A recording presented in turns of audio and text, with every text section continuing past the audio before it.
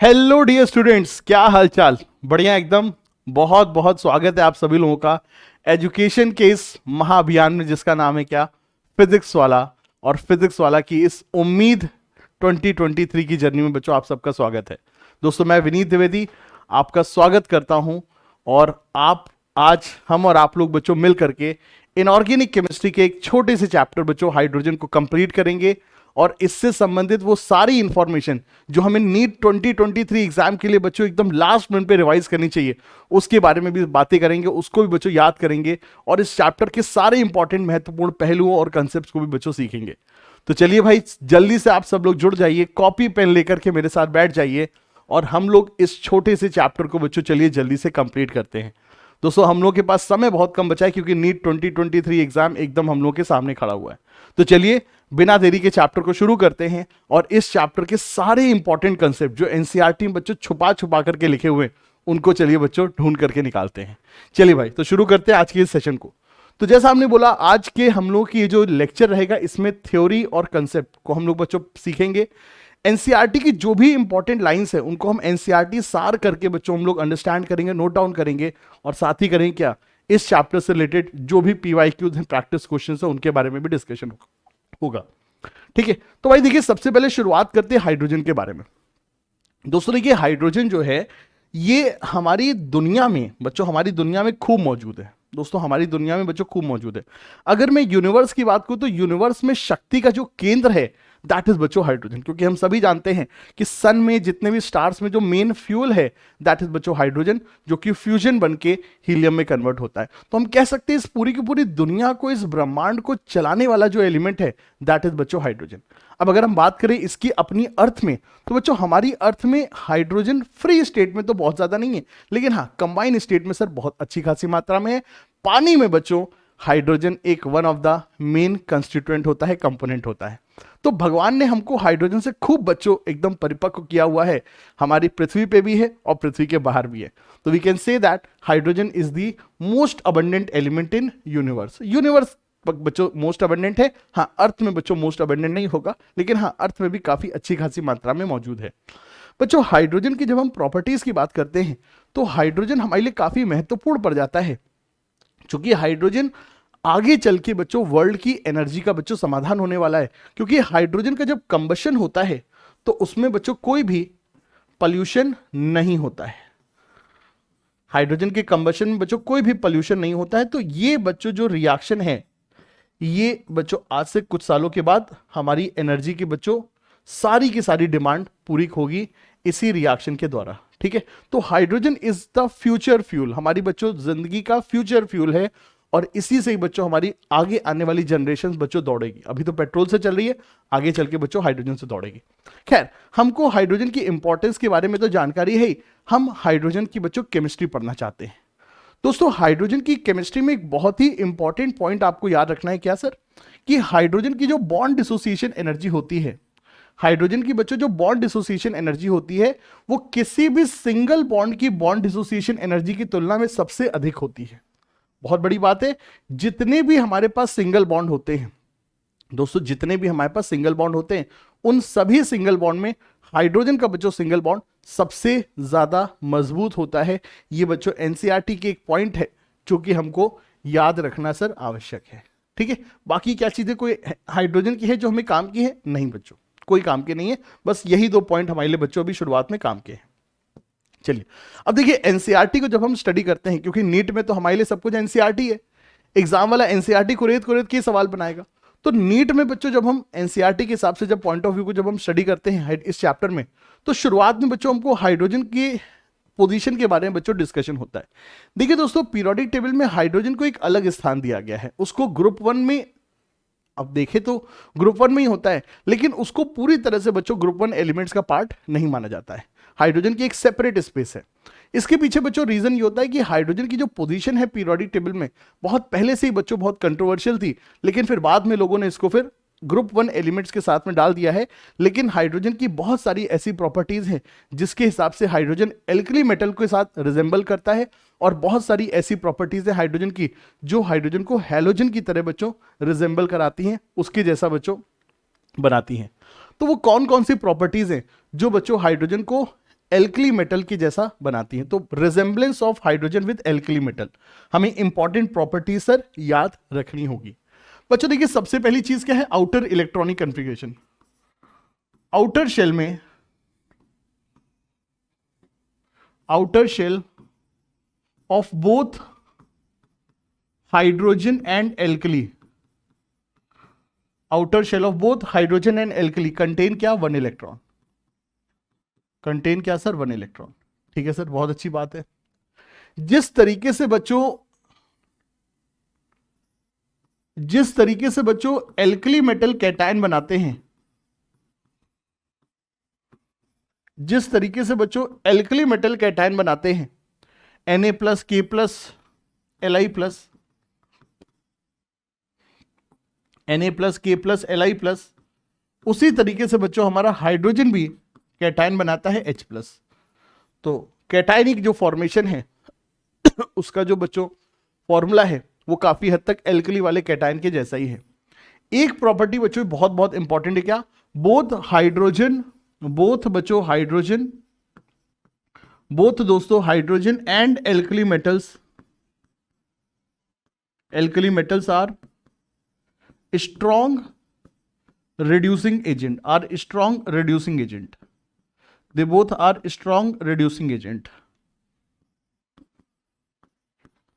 देखिए बच्चों, ऑक्सीडेशन क्या है, ऑक्सीजन का आना, रिडक्शन क्या है सर, हाइड्रोजन का आना। तो हाइड्रोजन अगर कहीं पर भी जा रहा है, कोई भी बंदा हाइड्रोजन को ऐड कर रहा है, तो इस प्रोसेस को सर हम रिडक्शन कहते हैं। तो हाइड्रोजन एक मेटलर्जी का एक बहुत ही स्ट्रॉन्ग बच्चों रिड्यूसिंग एजेंट होता है। ठीक है, लेकिन रिडक्शन की प्रक्रिया को अगर हम रिडॉक्स के हिसाब से देखें तो बच्चों रिडक्शन इज क्या, गेन ऑफ इलेक्ट्रॉन। और एल्कली मेटल इलेक्ट्रॉन देने के लिए बच्चों जाने जाते हैं, ये किसी को भी बच्चों बहुत आराम से इलेक्ट्रॉन दे देते हैं। तो एल्कली मेटल जिससे भी रिएक्ट करते हैं उसको अपना इलेक्ट्रॉन दे देते हैं, और इलेक्ट्रॉन देकर के उस बंदे को क्या करते हैं सर, उसको रिडक्शन करते हैं। तो both alkali metals and hydrogen they are very very strong reducing agent. दोस्तों ये इनकी बहुत बच्चों कॉमन इंपॉर्टेंट केमिकल सिमिलैरिटी है जिसको बच्चों हमको ध्यान रखना है। इसके अलावा क्या बच्चों, इसके अलावा हम लोग कह सकते हैं सर नेचर ऑफ कंपाउंड। जिस तरीके से एल्कली मेटल हैलोजन के साथ रिएक्ट करते हैं और NaCl KCl ये सब बनाते हैं, उसी तरह से हाइड्रोजन भी हैलोजन के साथ रिएक्ट करके HCl वगैरह बनाता है, ये सब चीज।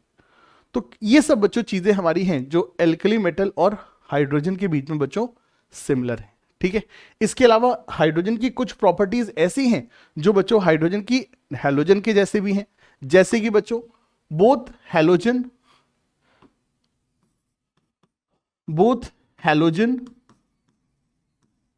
एंड हाइड्रोजन क्या है सर, नॉन मेटल है, they are non metal sir, दोनों के दोनों ही सर नॉन मेटल हैं। ठीक है, बोथ फॉर्म बच्चों जिस तरीके से हाइड्रोजन H2 के फॉर्म में एग्जिस्ट करता, उसी तरीके से हैलोजन F2Cl2Br2 डायटोमिक फॉर्म में एग्जिस्ट करते हैं। They both exist in diatomic form, both exist in diatomic form, both exist in diatomic form, diatomic form, both exist in sir diatomic form. इसके अलावा जिस तरीके से दोस्तों जिस तरीके से हमारे हैलोजन जो होते हैं सर, वो सर हमारे कंपाउंड बनाते हैं सर वेरियस नॉन मेटल के साथ। जिस तरीके से बच्चों हैलोजन हमारे वेरियस नॉन मेटल के साथ सर कंपाउंड बनाते हैं, उसी तरह से सर हाइड्रोजन भी बहुत सारे बच्चों नॉन मेटल के साथ सर कंपाउंड बनाता है। ठीक है, तो जैसे अगर मैं हैलोजन की बात करता हूं तो सोडियम और क्लोरीन मिलकर के बच्चों NaCl बनाते हैं। ठीक है सर, सोडियम और क्लोरीन बच्चों मिलकर के बच्चों NaCl बनाते हैं। यहां पर कि Na+ और Cl- होता है। ठीक है, उसी तरीके से बच्चों सोडियम और हाइड्रोजन भी बच्चों मिल करके सोडियम हाइड्राइड बनाते हैं Na+ और H-। तो जिस तरह से हैलोजन एनायन बनाते हैं, हाइड्रोजन भी बच्चों एल्कली मेटल के साथ रिएक्ट करके एनायन बनाता है। तो नेचर ऑफ कंपाउंड भी बच्चों कई जगहों पर हमको हैलोजन और हाइड्रोजन का बच्चों सिमिलर मिल जाता है। तो ये सब बच्चों कुछ सिमिलैरिटीज होती हैं। इनमें बच्चों जो मेजर सिमिलैरिटी हैं, जो सबसे इंपॉर्टेंट बच्चों पार्ट है क्या, कि भैया दोनों ही नॉन मेटल हैं और यहां पर दोनों ही बच्चों क्या होते हैं, स्ट्रॉन्ग रिड्यूसिंग एजेंट होते हैं। ये सर हमारी सबसे इंपॉर्टेंट सिमिलैरिटीज है जो कि एल्कली और हैलोजन के साथ है। ठीक है, चलिए साहब, बहुत अच्छी बात है। कुछ बेसिक सिमिलैरिटीज को सर हम लोग याद रखेंगे। क्या यहाँ पे कुछ भी चीज बहुत इंपॉर्टेंट है? नहीं बच्चों, इंपॉर्टेंट चीज क्या है वो हम आपको बताएंगे बच्चों, वो हम आपको बताएंगे इस चैप्टर में। जहां जहां भी एनसीईआरटी की सर कोई इंपॉर्टेंट लाइन आती है वहां पे सर हम लोग बताएंगे आपको। ठीक है, ये चीज है। चलिए सर, अब आते हैं सर हम लोग हाइड्रोजन के आइसोटोप्स के बारे में। दोस्तों नेचर में देखिए भाई, हाइड्रोजन 3 टाइप में बच्चों एग्जिस्ट करता है। हाइड्रोजन नॉर्मल वाला, नॉर्मल हाइड्रोजन, फिर उसके बाद में ड्यूटेरियम एंड देन बच्चों ट्राइट्रियम। आइसोटोप्स क्या होते हैं सर? आइसोटोप्स वो बंदे होते हैं which have same atomic number but different mass number. तो हाइड्रोजन के बच्चों 3 आइसोटोप्स होते हैं, तीनों में ये एटॉमिक नंबर सेम है बट इनका बच्चों मास नंबर अलग अलग होता है। ठीक है, अब ये जो तीनों बच्चों आइसोटोप्स हैं, इनमें हमको किन किन बातों का बच्चों ध्यान रखना है, जरा उसके बारे में बच्चों बात करते हैं। तो हाइड्रोजन का जो नॉर्मल आइसोटोप है, this is the most abundant one. ये बच्चों मोस्ट अबंडेंट होता है, सबसे अधिक मात्रा में बच्चों पाया जाता है। और जो हाइड्रोजन का तीसरा आइसोटोप है बच्चों ट्राइट्रियम, ये बच्चों लीस्ट अबंडेंट होता है। दोस्तों ये लीस्ट अबंडेंट होता है दोस्तों, इट इज लीस्ट अबंडेंट। और बच्चों एनसीईआरटी में इसके बारे में यह भी बताया जाता है कि it is radio active in nature. It is radio active in nature. अब रेडियो एक्टिव तो है, लेकिन एनसीईआरटी में जो इसके बारे में बच्चों लिखा हुआ है वो ये लिखा हुआ है कि tritium is radio active and it has tendency to emit क्या? Low energy beta particle. Yes, ये बात बच्चों एनसीईआरटी की यहां पे इंपॉर्टेंट है। Tritium is radio active and it has tendency to emit क्या? Low energy beta particle. ये बात बच्चों को ध्यान रखना है। और इसकी हाफ लाइफ कितनी सर? 12.5 साल के आसपास की इसकी हाफ लाइफ है। It has half life of nearly 12.5 years, लगभग बच्चों ये है। तो ये बातें बच्चों यहां पर जरूरी है। It is least abundant and radio active in nature. Least abundant and radio active in nature.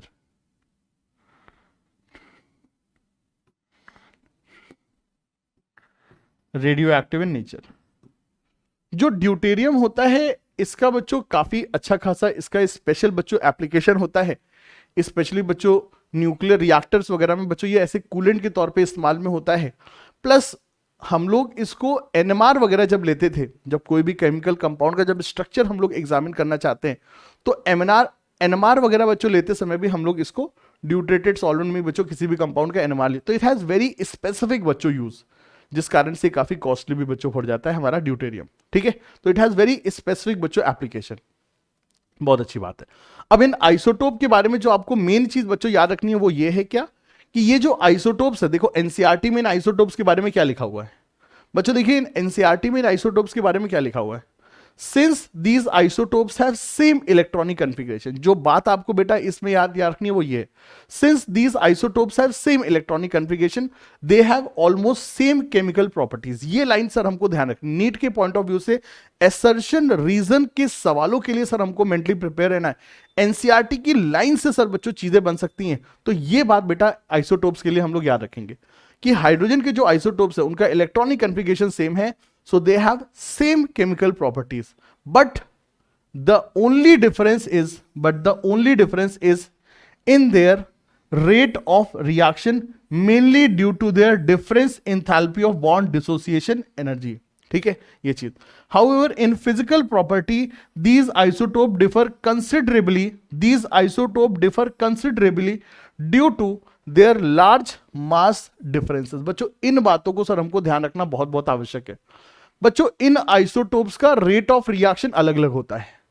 देखिए केमिकल प्रॉपर्टीज मेनली इनकी सेम है, बट इनका जो रेट ऑफ रिएक्शन है सर वो अलग अलग होता है। The only difference is in their rate of reaction, mainly due to their different enthalpy of bond dissociation. दोस्तों यहां पर बात हमको समझनी है। दोस्तों अगर हम बॉन्ड एनर्जी की बात करते हैं तो हम ये पाते हैं सर अगर हम बॉन्ड एनर्जी की बात करते हैं तो सर हम ये पाते हैं सर, एचएच का बॉन्ड जितना मजबूत होता है उससे ज्यादा मजबूत होता है सर डीडी का बॉन्ड, और उससे भी सर ज्यादा मजबूत होता है सर टीटी का बॉन्ड। यहां पर एनसीईआरटी में सर हमको हाइड्रोजन और हाइड्रोजन की bond dissociation enthalpy 435 kilo joule दी गई थी, और ड्यूटेरियम की बच्चों bond dissociation enthalpy 443 kilo joule दी गई थी। तो दोस्तों इनकी बॉन्ड डिसोसिएशन इंथैल्पी में सर अंतर है। ड्यूटेरियम का बॉन्ड मुश्किल होता है बच्चों तोड़ना। अब अगर बॉन्ड मुश्किल होता है तोड़ना तो आप समझ सकते हैं बच्चों वहां पे रेट ऑफ रिएक्शन बच्चों क्या होगी, स्लो होगी। वहां पे बच्चों रेट ऑफ रिएक्शन क्या होगी, स्लो होगी। ड्यूटेरियम के साथ रिएक्ट करना मुश्किल होता है दोस्तों, ड्यूटेरियम के साथ बच्चों रिएक्ट करना मुश्किल होता है क्योंकि सर ड्यूटेरियम का बॉन्ड क्या होता है सर, मजबूत होता है। दोस्तों ये क्या होता है, हमारा आइसोटोपिक इफेक्ट होता है, जिसको हम लोग ऑर्गेनिक केमिस्ट्री की सर कई सारी रिएक्शंस में देखते हैं। सीएच बॉन्ड की तुलना में बेटा सीडी बॉन्ड के ऊपर rate of reaction sir slow down होता है, याद रखना। बॉन्ड डिसोसिएशन एनर्जी कारण होता है। इसके अलावा और क्या सर एनसीईआरटी में हम लोग ध्यान रखेंगे, इन आइसोटोप्स की जो फिजिकल प्रॉपर्टीज हैं सर, इन आइसोटोप्स की जो फिजिकल प्रॉपर्टीज है they are also quite different in nature. कहां से आई बच्चों, ये सारी बातें सर हमने एनसीईआरटी से ली गई हैं। इसको हमने सर एनसीईआरटी सार के नाम से आपके लिए सर स्पेशल सर यहां पे सर हाईलाइट किया हुआ है। ठीक है, तो आपको हाइड्रोजन आइसोटोप में क्या ध्यान रखना है कि सर हाइड्रोजन, ड्यूटेरियम, ट्राइटियम में हाइड्रोजन सबसे ज्यादा अबंडेंट है, ट्राइटियम सबसे लेस अबंडेंट है, रेडियो एक्टिव है, और रेडियो एक्टिविटी के दौरान ये क्या एमिट करता है, it has tendency to emit क्या, लो एनर्जी बीटा पार्टिकल, और इसकी हाफ लाइफ 12.5 साल के आसपास नियरली होती है। और ये जो आइसोटोप्स होते हैं इनमें सर बॉन्ड डिसोसिएशन एनर्जी, इनकी जो बॉन्ड स्ट्रेंथ होती है सर अलग अलग होती है। ड्यूटेरियम का बॉन्ड ज्यादा मजबूत होता है, ट्राइटियम का बॉन्ड और मजबूत होता है, और हाइड्रोजन का बॉन्ड सबसे कमजोर होता है। क्या इनके बॉन्ड डिफरेंस में बहुत ज्यादा डिफरेंस होता है, नहीं, इनकी बॉन्ड एनर्जी में डिफरेंस होता है बट बहुत ज्यादा डिफरेंस नहीं होता। हाँ 5-10% के आसपास का बच्चों, आप 1-2% के आसपास का बच्चों डिफरेंस आप कह सकते हैं, लेकिन बहुत बड़ा बच्चों ह्यूज डिफरेंस नहीं होता है। ठीक है साहब, तो ये सर बात हमको यहां पर एनसीईआरटी के सर काम की है जो हमको ध्यान रखनी है। इसके बाद बच्चों बात करते हैं sir nuclear spin isotopes of hydrogen, nuclear spin isotopes of hydrogen. और सर यहां पे आ जाएंगे हमारे पास क्या sir, ortho hydrogen and para hydrogen. यहां पे हमारे पास क्या आ जाएंगे sir, ortho hydrogen and para hydrogen, ortho hydrogen and para hydrogen, ortho hydrogen and para hydrogen. अब भाई ऑर्थो और पैरा हाइड्रोजन में सर क्या होता है सीन, आइए समझते हैं बच्चों। ऑर्थो और पैरा हाइड्रोजन में क्या सीन होता है, आइए जरा समझते हैं। दोस्तों ये दोनों ही H2 ही हैं, यस, ये दोनों ही सर H2 हैं, दोनों ही बच्चों H2 हैं, यस, दोनों के दोनों सर H2 हैं। लेकिन इनमें डिफरेंस किस चीज का होता है सर, इनमें डिफरेंस होता है इनके एटम के अंदर मौजूद, सर इनके एटम के अंदर मौजूद जो इनके न्यूक्लियस के अंदर सर जो मौजूद है कौन, प्रोटॉन, उसमें डिफरेंस होता है। These guys differ in proton, these guys differ in proton. बच्चों H2 में जहां 2 हाइड्रोजन है और दोनों हाइड्रोजन के एटम के अंदर जो प्रोटॉन है, अगर हम ऑर्थो हाइड्रोजन की बात करेंगे तो बच्चों ऑर्थो हाइड्रोजन में क्या होगा, इन दोनों प्रोटॉन का बच्चों जो स्पिन होगा बच्चों वो सेम होगा। ये दोनों के दोनों प्रोटॉन बच्चों एक ही डायरेक्शन में बच्चों स्पिन करेंगे। लेकिन अगर हम बच्चों पैरा हाइड्रोजन की बात करते हैं, बच्चों पैरा हाइड्रोजन वो हाइड्रोजन होता है, पैरा हाइड्रोजन बच्चों वो हाइड्रोजन होता है जिसमें H2 मॉलिक्यूल के एटम में, जिसमें H2 मॉलिक्यूल के दोनों हाइड्रोजन एटम में न्यूक्लियस के अंदर बच्चों जो 2 प्रोटॉन हैं, एक ये प्रोटॉन और एक ये प्रोटॉन, एक इसका प्रोटॉन इसका प्रोटॉन, इन दोनों ही प्रोटॉन का बच्चों जो स्पिन होता है दैट इज बच्चों अपोजिट, दैट इज बच्चों अपोजिट। इन दोनों ही प्रोटॉन का बच्चों जो स्पिन होता है बच्चों दैट इज अपोजिट। तो जिस तरीके से ऑर्गेनिक केमिस्ट्री में पैरा क्या होता है जिसमें दोनों ग्रुप अपोजिट होते हैं, उसी तरह से यहां पे स्पिन भी बच्चों क्या होता है सर, अपोजिट होता है। तो spin off proton sir, spin off proton, spin off proton is same, spin off proton is same, और यहां पे बच्चों spin off proton, spin off proton is opposite. यहां पे बच्चों प्रोटॉन का स्पिन कैसा होगा सर, अपोजिट होगा। ये बात बच्चों हमको ध्यान रखनी है, ठीक है, बहुत अच्छी बात। पहली चीज बच्चों ऑर्थो एंड पैरा हाइड्रोजन में सर क्या अंतर होता है, इस चीज को समझेंगे। दोनों ही H2 हैं, बस कहां पे अंतर आ रहा है सर, अंतर आ रहा है सर न्यूक्लियर लेवल पे, अंतर आ रहा है कहां सर, न्यूक्लियस लेवल पे अंतर आ रहा है। प्रोटॉन के स्पिन में सर अंतर आता है। अच्छा, यहां पे इनसे रिलेटेड वो बात जो बेटा आपसे एग्जाम में सबसे ज्यादा पूछने के चांसेस हैं, ऑर्थो एंड पैरा हाइड्रोजन में एग्जाम में जो चीज बेटा सबसे ज्यादा पूछने के चांसेस हैं वो है बच्चों इनकी स्टेबिलिटी, वो है बच्चों स्टेबिलिटी। अच्छा, स्टेबिलिटी थोड़ी देर के लिए भाड़ में जाए, स्टेबिलिटी बच्चों थोड़ी देर के लिए भाड़ में जाए। बच्चों आप सब लोग जानते हो कि अभी तो भैया किस चीज चल रहा है, अभी तो भाई आईपीएल चल रहा है, आईपीएल चल रहा है, ठीक है भाई आईपीएल चल रहा है। मेरा बड़ा मन करता है सर आईपीएल देखने का। अच्छा, आईपीएल देखने का मन करता है, बहुत अच्छी बात है। बच्चों आईपीएल से मुझे याद आया, IPL is Indian premier league नहीं, नहीं, आईपीएल लोगों के लिए इंडियन प्रीमियर लीग हुआ। मेरे लिए आईपीएल सर क्या है? मेरे लिए आईपीएल है कि पैरा वाला, para is more stable, para is more stable at low temperature. मेरे लिए सर क्या आईपीएल का मतलब है? सर मेरे लिए आईपीएल का मतलब है कि sir para one is more stable at low temperature. बच्चों ध्यान सुनना, बहुत इंपॉर्टेंट बात। जो बात इन न्यूक्लियर स्पिन आइसोटोप में जो चीज सबसे ज्यादा पूछी जा सकती है वो होती है इनकी स्टेबिलिटी। सर स्टेबिलिटी के बारे में सर सीन ये है कि अगर सर टेम्परेचर 20 केल्विन और लो होगा, सर अगर टेम्परेचर सर 20 केल्विन और लो होगा तो दोस्तों याद रखना है सर लो टेम्परेचर पे सर कौन ज्यादा स्टेबल है? Para. Para is more stable, para is more stable. Ortho less stable, ortho less stable. Low temperature की बात कर रहे हैं, लेकिन बच्चों 20 केल्विन से अगर ऊपर टेम्परेचर है, above 20 kelvin, above 20 kelvin, 0 degree room temperature, कोई भी बच्चों टेम्परेचर आता है 20 केल्विन की मैं बात कर रहा हूं, 20 केल्विन या उसके नीचे सर पैरा वाला ज्यादा स्टेबल है। IPL para one is more stable.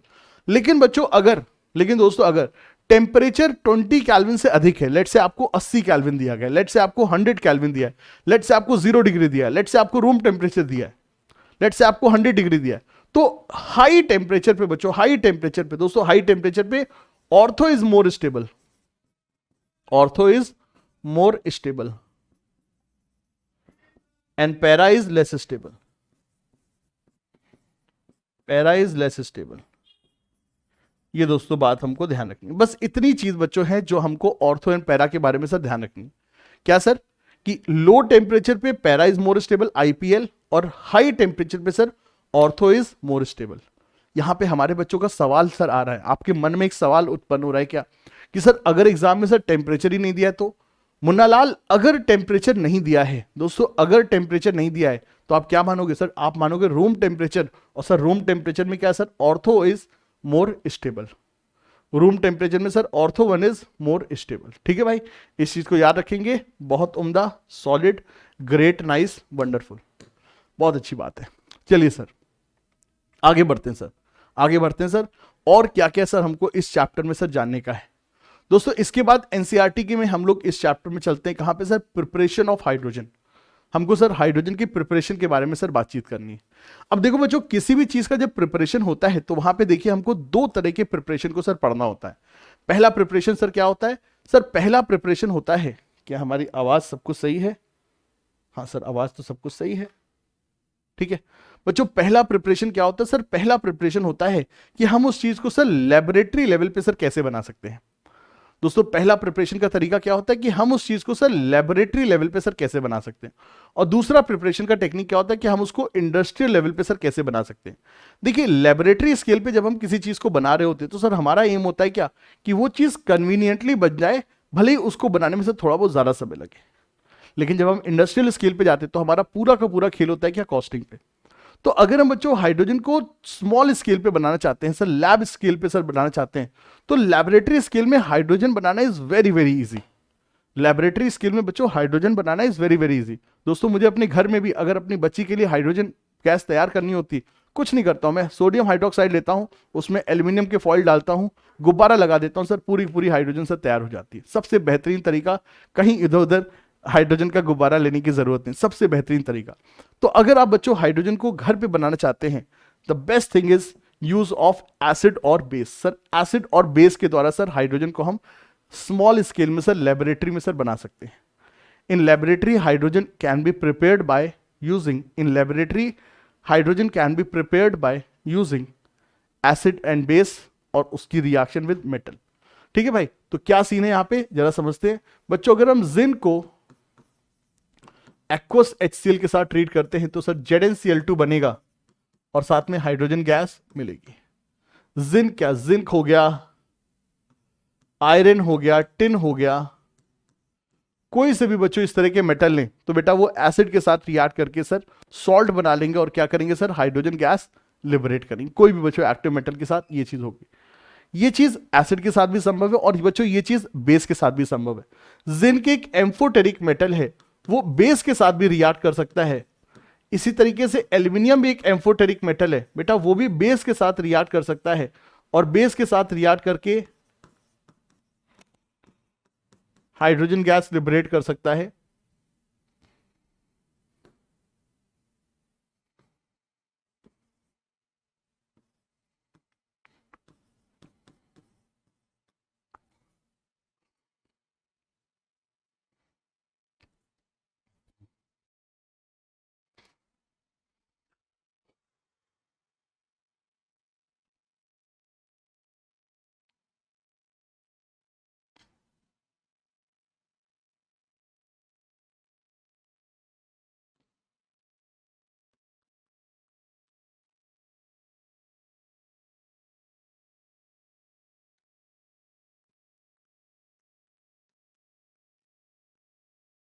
तो ये दोस्तों चीजें बेस के साथ भी बच्चों संभव है।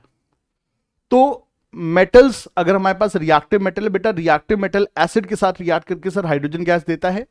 और अगर हमारे पास बच्चों एम्फोटेरिक मेटल है जैसे जिंक हो गया, एल्यूमिनियम हो गया, तो वो एसिड के साथ भी रिएक्ट करके हाइड्रोजन देंगे और बेस के साथ भी बच्चों रिएक्ट करके हाइड्रोजन देंगे। यहां पर बेस वाली रिएक्शन में याद रखना बच्चों, सोडियम जिंसेट और सोडियम मेटा एल्यूमिनेट सर इनका फॉर्मेशन होता है। ये रिएक्शन सर एग्जामिनर को कुछ ज्यादा ही पसंद आती है, ठीक है। तो अगर हम लेबोरेटरी स्केल पे बेटा हाइड्रोजन बनाना चाह रहे हैं तो लेबोरेटरी स्केल में बेटा हाइड्रोजन बनाने के लिए ये तरीका बच्चों सही है। सो लेबोरेटरी स्केल में ये बच्चों तरीका हमारे लिए सही है, स्मॉल स्केल के लिए ये सही है, ठीक है। इसके अलावा बच्चों हम लोग हाइड्रोजन और कैसे बना सकते हैं बच्चों, हाइड्रोजन बनाने का एक बहुत ही एक बहुत ही अच्छा तरीका हमको देखने को मिलता है, बहुत ही अमेजिंग ब्यूटीफुल तरीका हमको देखने को मिलता है, बहुत ही मोटिवेटिंग तरीका देखने को मिलता है। क्या कि हम अगर पानी की इलेक्ट्रोलिसिस करा लें, पानी की बच्चों अगर हम इलेक्ट्रोलिसिस कराएं, पानी की बच्चों अगर हम इलेक्ट्रोलिसिस कराएं बाय यूजिंग प्लैटिनम इलेक्ट्रोड, तो भी बच्चों ये चीज संभव है। पानी की इलेक्ट्रोलिसिस क्या होती है बच्चों, नॉन स्पॉन्टेनियस रिडॉक्स रिएक्शन को बिजली के द्वारा कैरी आउट करना। तो ये बच्चों रिएक्शन हमारे लिए बहुत ही फ्यूचरिस्टिक रिएक्शन है, क्योंकि इसके द्वारा हम पानी से एक फ्यूल तैयार कर रहे हैं, क्या, हाइड्रोजन। तो बचपन से हमारा जो सपना रहा है सर, क्या कोई कभी ऐसी गाड़ी बन सकती जो पानी से चले, यस, इस टेक्नोलॉजी के आधार पे ये चीज संभव है। बट यहां पर अभी बच्चों जो चैलेंज आता है, क्या आता है कि इस प्रोसेस में अभी जो कैटलिस्ट लग रहा है सर वो बहुत भारी है। जितना आप बेटा पेट्रोल का पैसा बचा रहे हो उससे ज्यादा कि आप सर कैटलिस्ट लगा दे रहे हो, ये सर बहुत भारी चीज है। तो यहां पे सर कैटलिस्ट बहुत भारी लग रहा है, प्लस अभी इस प्रोसेस की सर एफिशिएंसी भी बहुत अच्छी नहीं है। तो अगर हम पानी की इलेक्ट्रोलिसिस करें बाय यूजिंग प्लैटिनम इलेक्ट्रोड, तो बेटा जी उससे भी हम हाइड्रोजन को अक्वायर कर सकते हैं। लेकिन यहां पर बच्चों प्योर पानी की नहीं होगी, पानी के साथ हमको एसिड या बेस को ऐड करना पड़ेगा, सो दैट पानी क्या हो जाए बेटा, कंडक्टिंग हो जाए। बिना एसिड या बेस डाले पानी उतना ज्यादा इलेक्ट्रिसिटी कंडक्ट नहीं करेगा, तो इलेक्ट्रोलिसिस उतनी एफिशिएंट नहीं होती है। We need to add acid और base to make water conducting, need to add acid और base to make water conducting.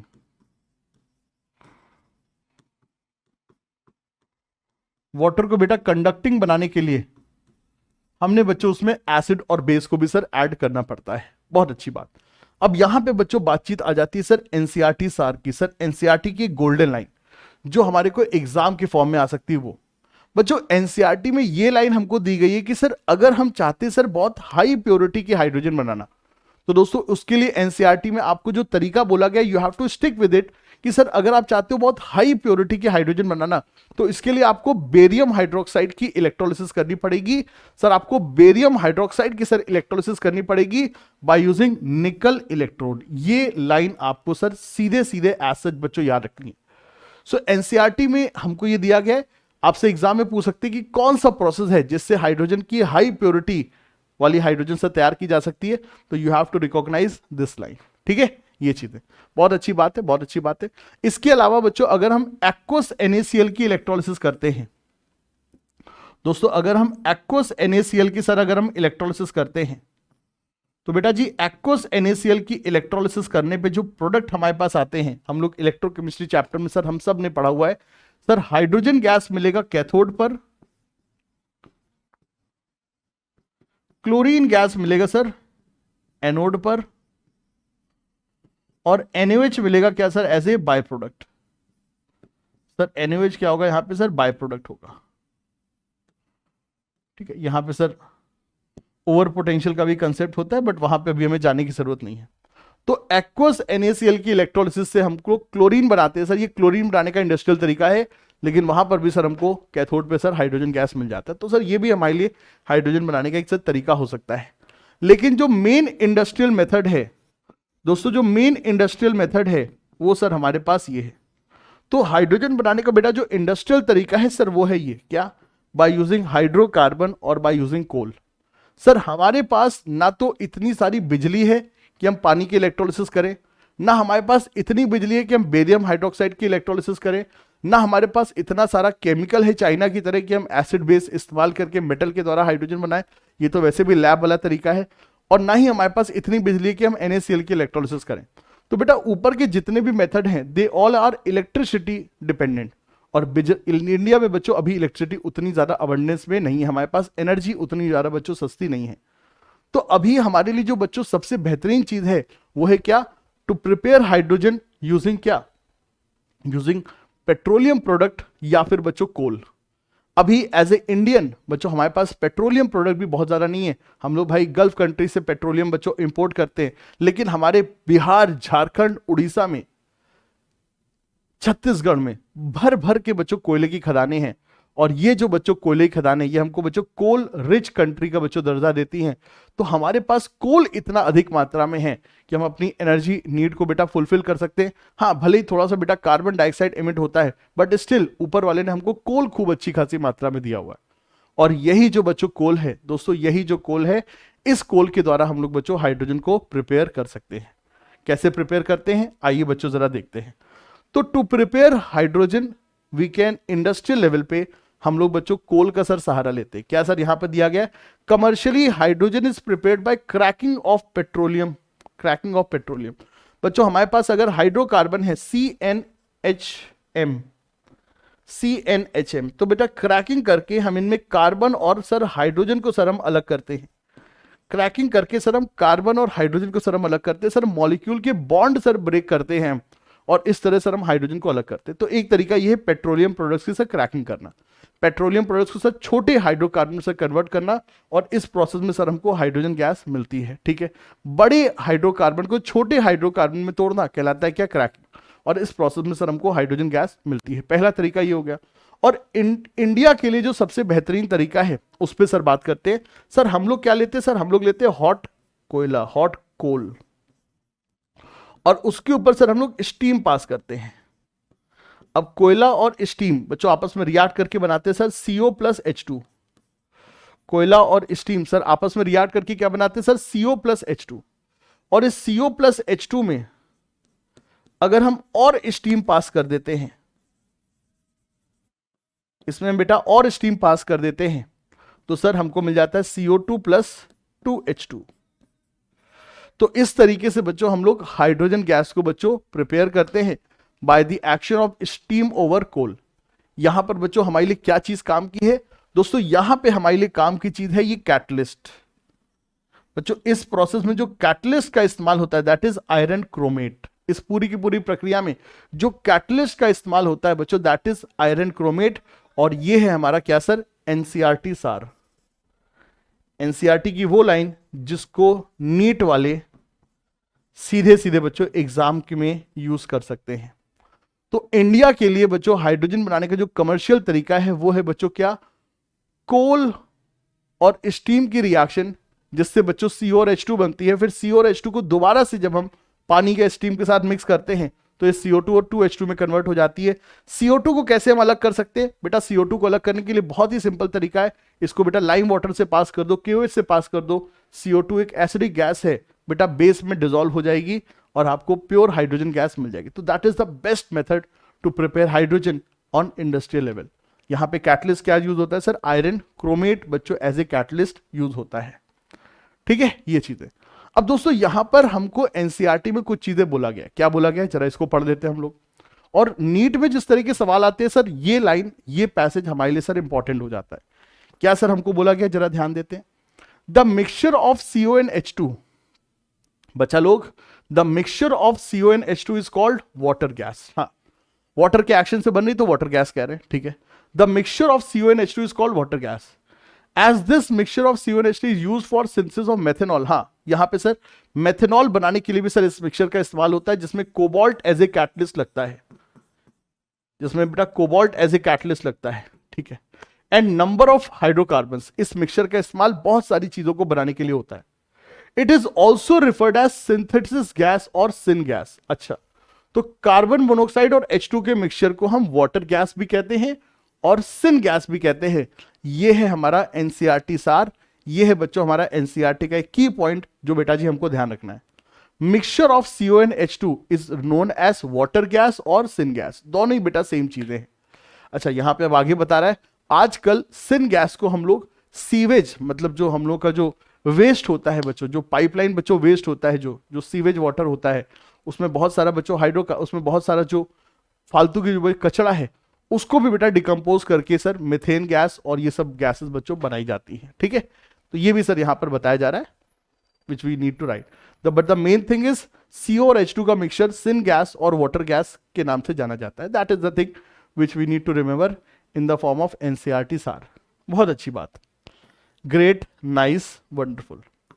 आगे बढ़ेंगे बच्चों इस चैप्टर में, आगे बढ़ते दोस्तों इस चैप्टर में अगली चीज क्या आती है दोस्तों? अगली चीज है हाइड्रोजन की रिएक्टिविटी और हाइड्रोजन के बनने वाले कंपाउंड।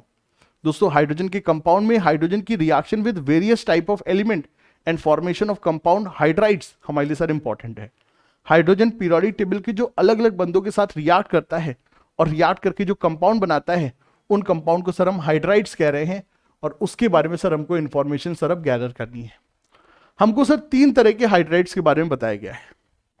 हमको सर 3 तरह के हाइड्राइड्स के बारे में बताया गया है। सबसे पहले हाइड्राइड क्या? एक्टिव मेटल के साथ हाइड्रोजन की रिएक्शन और उनसे बनने वाले कंपाउंड क्या? Metal hydrides. बहुत अच्छी बात है। उसके बाद टिपिकल नॉन मेटल के साथ कंपाउंड बनने वाले, टिपिकल नॉन मेटल के साथ हाइड्रोजन की रिएक्शन और बनने वाले कंपाउंड, ठीक है सर, कोवलेंट हाइड्राइड्स। और उसके बाद बच्चों ट्रांजिशन मेटल के साथ हाइड्रोजन की रिएक्शन और बनने वाले कंपाउंड क्या? Non stoichiometric hydride. तो ये 3 तरह के बच्चों हाइड्राइड्स हमको सर पढ़ने हैं। हाइड्राइड पीरियोडिक टेबल के अलग अलग बंदों के साथ रिएक्ट करके 3 तरह के बच्चों कंपाउंड बनाता है सर, कोवलेंट हाइड्राइड, आयनिक हाइड्राइड और क्या सर? Interstitial hydrides. ठीक है, कोवलेंट, आयनिक और इंटरस्टिशियल हाइड्राइड। चलिए सर इनको हम लोग सर स्टडी करते हैं वन बाय वन। सबसे पहले बच्चों आयनिक हाइड्राइड। सबसे पहले दोस्तों क्या? Ionic hydride. When active metal react with hydrogen, when active metal react with hydrogen, it forms ionic hydride. It forms ionic hydride.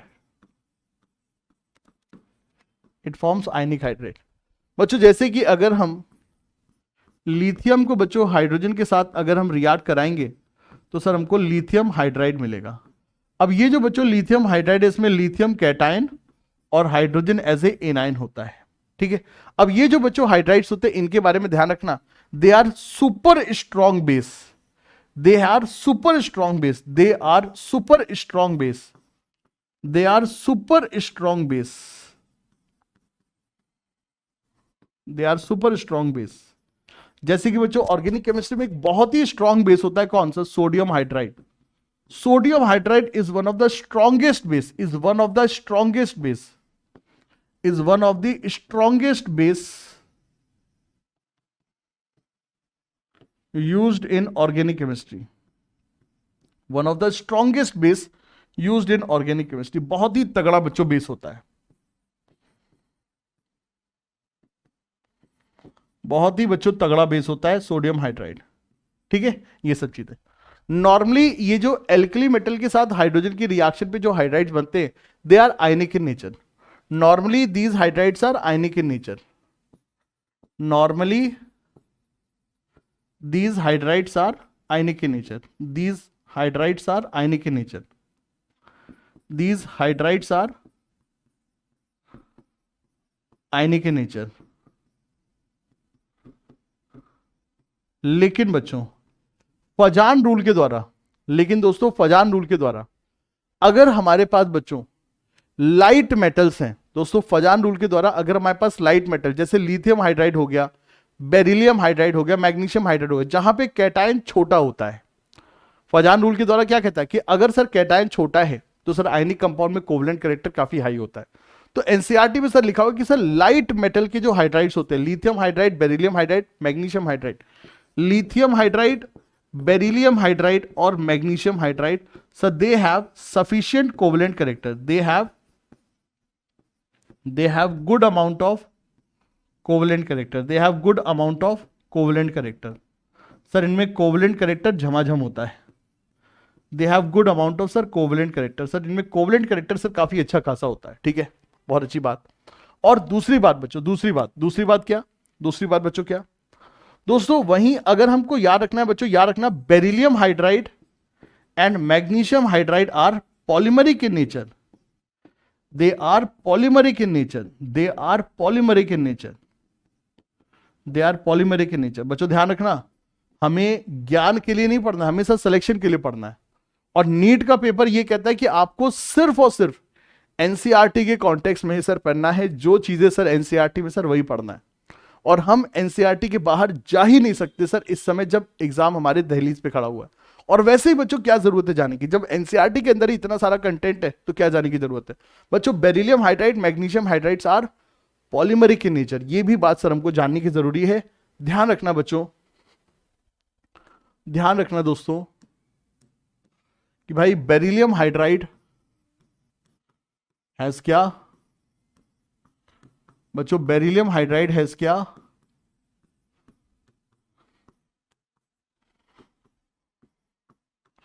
Sir वो पॉलीमरिक होता है बिकॉज ऑफ फॉर्मेशन ऑफ क्या sir, 3 centre 2 electron bond, because of formation of क्या sir, 3 centre 2 electron bond.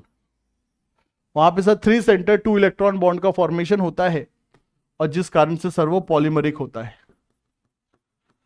वहां पे sir polymeric structure हो जाता है because of formation of this 3 centre 2 electron bond. So in beryllium hydroxide, in beryllium hydride, each beryllium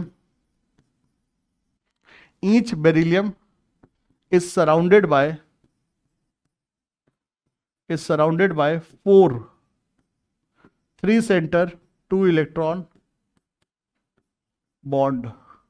ठीक है दोस्तों, ये याद रखना, जिस कारण सर इसमें सर क्या होता है सर पॉलीमरिक स्ट्रक्चर होता है, जिस कारण से दोस्तों इसमें क्या सर पॉलीमरिक स्ट्रक्चर होता है। इस तरह से दोस्तों यहां पे स्टोरी सर चलती जाती है। ठीक है, ध्यान रखेंगे दोस्तों इस चीज को। So beryllium hydride is polymeric in nature. ठीक है, बहुत अच्छी बात है। मैग्नीशियम हाइड्राइड भी सर पॉलीमरिक इन नेचर होता है, उसमें भी सर ये बात बोली गई है, बहुत अच्छी बात। इसके बाद बात करते हैं बच्चों कोवलेंट हाइड्राइड्स की। अगर हाइड्रोजन बच्चों रिएक्टिव मेटल एल्कली और एल्कलाइन मेटल के साथ रिएक्ट करेगा तो क्या बनाएगा सर आयनिक हाइड्राइड। आयनिक हाइड्राइड में बच्चों हाइड्रोजन हमारा एनायन के फॉर्म में एग्जिस्ट करता है, एनायन के फॉर्म में एग्जिस्ट करता है, और alkali metals alkaline metals sir cation के फॉर्म में एग्जिस्ट करते हैं। बात करते हैं सर कोवलेंट हाइड्राइड की। अगर हाइड्रोजन हमारा पी ब्लॉक एलिमेंट के साथ रिएक्ट करता है अपार्ट फ्रॉम नोबल गैस, अगर हाइड्रोजन बच्चों हमारा पी ब्लॉक एलिमेंट के साथ सर रिएक्ट करता है अपार्ट फ्रॉम नोबल गैस, तो ये क्या बनाता है सर कोवलेंट हाइड्राइड बनाता है। अब बच्चों जो कोवलेंट हाइड्राइड होते हैं इनको भी सर 3 कैटेगरी में बांटा गया है। when hydrogen react with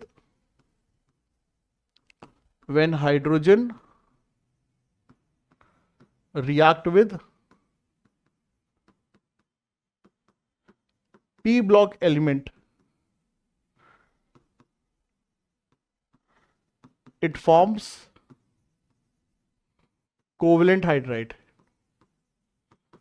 sir ये कोवलेंट हाइड्राइड बनाता है, इट फॉर्म्स क्या सर कोवलेंट हाइड्राइड। अब बच्चों कोवलेंट हाइड्राइड में भी सर 3 कैटेगरी होती है। क्या सर 3 कैटेगरी होती है? सबसे पहली कैटेगरी होती है सर इलेक्ट्रॉन डेफिशिएंट हाइड्राइड, उसके बाद होती है सर इलेक्ट्रॉन प्रिसाइज हाइड्राइड, और उसके बाद होती है सर इलेक्ट्रॉन रिच हाइड्राइड। बच्चों ये सारा का सारा खेल होता है on the basis of lone pair. Sir lone pair के आधार पर सर सारा का सारा खेल होता है। सर लोन पेयर और इलेक्ट्रॉन के आधार पर सर सारा का सारा खेल होता है। ठीक है भाई, ये चीज है।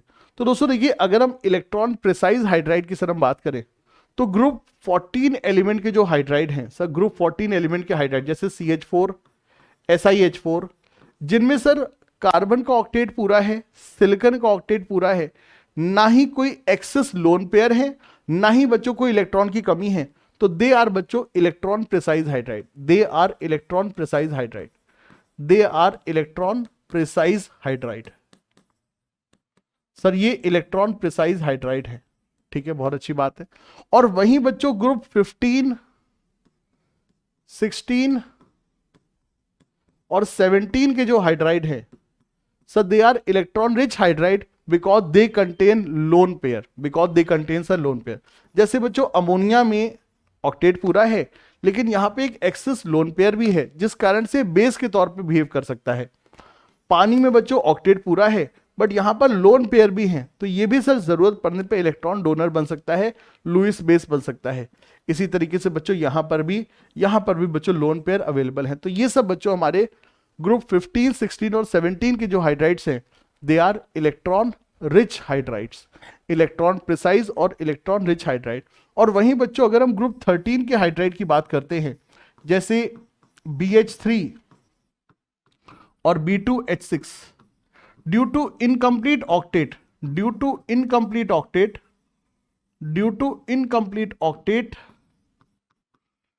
They are electron deficient. Sir ये इलेक्ट्रॉन डेफिशिएंट हाइड्राइड के तौर पे सर देखे जाते हैं, they are electron deficient hydride के तौर पे सर देखे जाते हैं, ठीक है भाई, ये चीज हम लोग ध्यान रखें। सो ग्रुप 13 के जो हाइड्राइड्स है, they are electron deficient, group 14 के जो हाइड्राइड्स है, दे आर इलेक्ट्रॉन प्रिसाइज, और ग्रुप 15, 16, 17 के हाइड्राइड्स है, they have lone pair, they are बच्चों इलेक्ट्रॉन रिच हाइड्राइड्स, ठीक है, ये चीज हम लोग ध्यान रखेंगे। दोस्तों यहां पर B2H6 का जो स्ट्रक्चर होता है, I am sure P block chemistry में सर आपने रटा हुआ है, एक बार लास्ट मोमेंट पे सर रटाना मेरा कर्तव्य बनता है।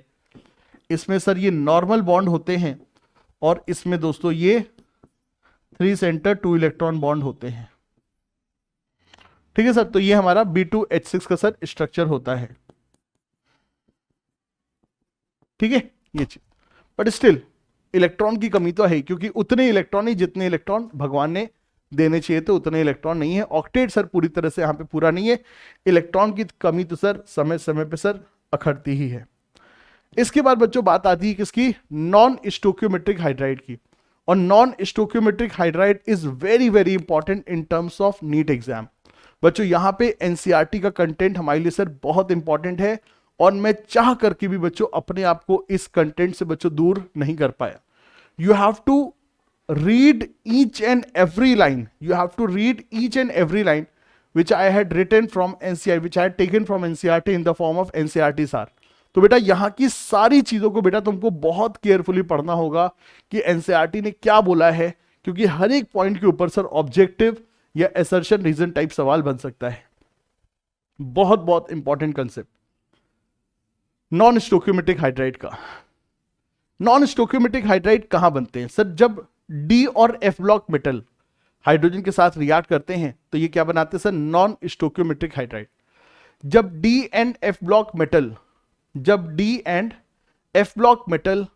हाइड्रोजन के साथ सर जब रिएक्ट करते हैं तो दे फॉर्म क्या sir, non stoichiometric hydride. D and F block metal जब हाइड्रोजन के साथ रिएक्ट करते हैं sir they form sir non stoichiometric hydride. बहुत अच्छी बात है। अब यहां पर बच्चों सबसे पहली बात जरा समझना, These are formed by many D and F block elements, ठीक है, बहुत अच्छी बात।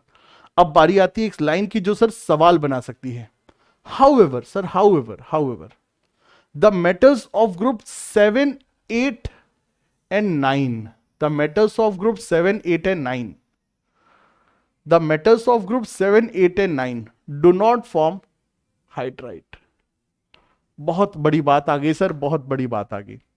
तो ग्रुप 7, 8, 9 कौन है ग्रुप 7, 8, 9? बच्चों देखिए, अगर हम डी ब्लॉक एलिमेंट को याद करें sir, SC, TI, V, CR, MN, फी को, ये था 3, 4, 5, 6, 7, 8, 9। तो सर किसकी बात करें सर, हम लोग बात करें सर 7, 8, 9 की। 7, 8, 9 मतलब कौन सर, ये बंदे सर, ये बंदे सर। मैंगनीज वाला ग्रुप सर आयरन वाला ग्रुप और सर कोबाल्ट वाला group. So group 7, 8 and 9 do not form hydride. It's a very very important line बेटा, डायरेक्टली नीट एग्जाम में आ जाए तो मत बोलना कि सर ने बताया नहीं था। ग्रुप 7, 8 और 9 के जो एलिमेंट्स है वो नॉन स्टोक्योमेटिक हाइड्राइड नहीं बनाते हैं, बहुत अच्छी बात। Even from group 6 only chromium forms chromium hydride. सिर्फ बेटा क्रोमियम ही हाइड्राइड बनाता है, नीचे वाले हैवी एलिमेंट्स ये हाइड्राइड नहीं बनाते हैं। कितनी बार इसको मैं पढ़ूं मन ही नहीं भरता है, इतनी ज्यादा इंपॉर्टेंट ये लाइन है, बहुत अच्छी बात। ठीक है, ये चीजें, इसके बाद की चीजें वही हैं कि जो इनके बारे में होता है कि सर यहाँ पे कोई नॉर्मल फॉर्मूला नहीं चलता सर, यहाँ पे नॉन स्टोक्योमेट्रिक फॉर्मूला होता है, कोई वेल डिफाइंड फॉर्मूला नहीं है सर, कोई well defined sir integral formula नहीं होता सर, थोड़ा सा नॉन स्टोक्योमेट्रिक सर ये सब कंपाउंड होते हैं, फॉर्मूला सर यहाँ पर फिक्स नहीं होता है, बस ये चीज यहाँ पर है। ठीक है, इसके बाद बच्चों इधर वाली लाइन पे आते हैं, इधर वाली लाइन पे आते हैं बच्चों। देखिए नॉन स्टोक्योमेट्रिक हाइड्राइड जहां पे सर कोई फिक्स फॉर्मूला नहीं होता है, वेरिएबल फॉर्मूला है सर, 1.5 से 1.8 वेरिएबल फॉर्मूला, यही होता है नॉन स्टोक्योमेट्रिक हाइड्राइड जिनका फॉर्मूला फिक्स नहीं है। Earlier it was thought that these hydride in these hydride hydrogen occupy interstitial sites। पहले लोगों को लगता था सर हाइड्रोजन इंटरस्टिशियल साइट में होता है, जैसे सॉलिड स्टेट में हम लोग सर बहुत सारी टेट्राहीड्रन ऑक्टाहीड्रन कैविटीज पढ़ते हैं, उसी तरह से लगता है यहां पर भी सर इंटरस्टिशियल साइट पे सर हाइड्रोजन बैठ जाता होगा। Earlier it was thought that these hydrides in these hydride hydrogen occupy interstitial sites producing distortion without any change in its type। मतलब जो स्ट्रक्चर है वही रहेगा, बस थोड़ा बहुत डिस्टॉर्शन हो जाता होगा। Consequently, they were termed as interstitial hydride। ये बच्चों पहले की बात है, earlier it was thought। ठीक है, बहुत अच्छी बात है। अब बच्चों आगे की बात। However बच्चों recent studies have shown, however बच्चों क्या, recent studies have shown that except for hydrides of nickel, platinum and cerium, nickel, palladium and cerium and actinium, other hydrides of this class have lattice different from that of the parent metal। Metal का hydride और metal hydride का बच्चों जो lattice होगा वो completely different होगा। यहां पे सर सिर्फ इंटरस्टिशियल साइड पे सर हाइड्रोजन नहीं आ रहे, पूरा का पूरा सर ज्योमेट्री सर पूरी बदल जाती है, डिस्टॉर्शन नहीं, पूरी सर ज्योमेट्री बदल जाती है, बहुत अच्छी बात है। The property of adsorption of hydrogen on transition metal is widely used in catalytic reduction. बच्चों ध्यान समझना, जो ट्रांजिशन मेटल्स होते हैं वो हाइड्रोजन को बहुत अधिक मात्रा में बेटा एड्सॉर्ब करते हैं, और इतना अधिक एड्सॉर्ब करते हैं कि पूरा लैटिस ही बदल जाता है सर, पूरा लैटिस ही बदल जाता है। इनके अंदर हाइड्रोजन को एड्सॉर्ब करने की बहुत असीमित पावर होती है, और इसी इनकी हाइड्रोजन को एड्सॉर्ब करने की असीमित पावर को हम फ्यूचर के तौर पे देख रहे हैं कि क्या ये बंदे हाइड्रोजन को सर स्टोर करने की काबिलियत रखते हैं, क्योंकि सर हाइड्रोजन बहुत लार्ज साइज सर ऑक्युपाई करती है, क्योंकि हाइड्रोजन हल्की होती है, तो हाइड्रोजन को स्टोर करना अभी के समय में सर एक बहुत बड़ी प्रॉब्लम है। हाइड्रोजन एक लाइट गैस है, उसका कंसिडरेबल वेट को स्टोर करने में बहुत ज्यादा सर वॉल्यूम लगता है, तो उसको कैसे स्टोर किया जाए, तो वहां पे सर हमारे पास ये कुछ तरीके बन सकते हैं कि निकल, प्लैटिनम, पैलेडियम जो अक्लूजन करते हैं हाइड्रोजन का, शायद वो कुछ सोल्यूशन दे सकते हैं, ऐसा कुछ बच्चों यहां पर बताया जा रहा है। But the main thing is that आपको जो एनसीईआरटी सार के तौर पे जो चीज याद रखनी है वो ये याद रखनी है कि इनका जो बच्चों स्ट्रक्चर होता है, जो लैटिस स्ट्रक्चर होता है सर, वही पूरा डिफरेंट होता है। इस बात को बच्चों हम लोग ध्यान रखेंगे, ये बात कि यहां पे बच्चों मेटल हाइड्राइड का जो लैटिस स्ट्रक्चर है मेटल के लैटिस स्ट्रक्चर से डिफरेंट होता है, एक्सेप्ट फॉर क्या, निकल, प्लैटिनम, सीरियम एंड एक्टिनम। इनके अलावा बाकी सभी केस में मेटल हाइड्राइड का स्ट्रक्चर और मेटल का स्ट्रक्चर लैटिस तौर पर डिफर करता है। ठीक है, इस चीज को बच्चों हमको ध्यान रखना है, ये सर हमारे लिए सर एनसीईआरटी सार है जिसको मैंने सर अंडरलाइन किया हुआ है। ठीक है, बहुत अच्छी बात है। तो सर आयनिक हाइड्राइड कौन बताते हैं sir, active metal group 1 group 2 वाले हाइड्रोजन साथ रिएक्ट करके आयनिक हाइड्राइड बनाते हैं, जिसमें हाइड्रोजन H- के फॉर्म में होता है। उसके बाद पी ब्लॉक एलिमेंट सर क्या बनाते हैं सर, कोवलेंट हाइड्राइड बनाते हैं। पी ब्लॉक में भी ग्रुप 13 वाले इलेक्ट्रॉन प्रिसाइज, ग्रुप 13 वाले इलेक्ट्रॉन डेफिशिएंट, ग्रुप 14 वाले इलेक्ट्रॉन प्रिसाइज और 15, 16, 17 वाले इलेक्ट्रॉन रिच हाइड्राइड बनाते हैं। डी और एफ ब्लॉक वाले बंदे नॉन स्टोक्योमेट्रिक हाइड्राइड फॉर्म करते हैं, मेटालिक और नॉन स्टोक्योमेट्रिक हाइड्राइड।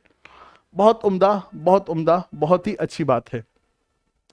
चलिए सर, अब हम लोग चलते हैं सर हाइड्रोजन के कंपाउंड के बारे में, और हमको जिन दो बुलों के बारे में पढ़ना है वो है सर पानी, जिसके ऊपर पूरी पूरी दुनिया टिकी हुई है, हमारी धरती टिकी हुई है, और दूसरा है बच्चों पानी का ही बड़ा भाई हाइड्रोजन पेरोक्साइड। चलिए सर इनके बारे में सर डिस्कशन करते हैं। देखिए पानी को मैं हमेशा ही बच्चों को बताता हूं कि बेटा पानी को ना बहुत रिस्पेक्ट से देखना होगा। हम हमेशा बच्चों को कहते हैं बेटा पानी जो है ना वो बहुत ही रिस्पेक्ट वाली चीज है।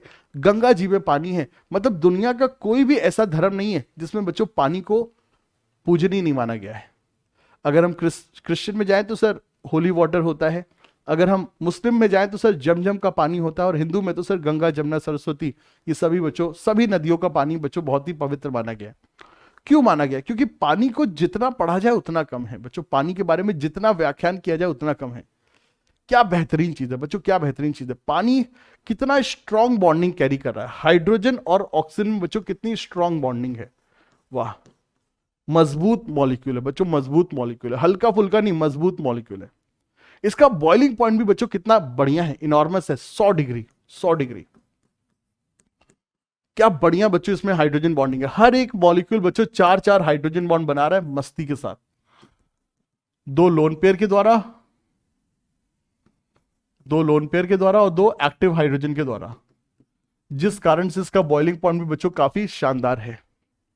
क्या बेहतरीन रेंज है बच्चों physical state, liquid state carry करने की, 0 से 100 डिग्री।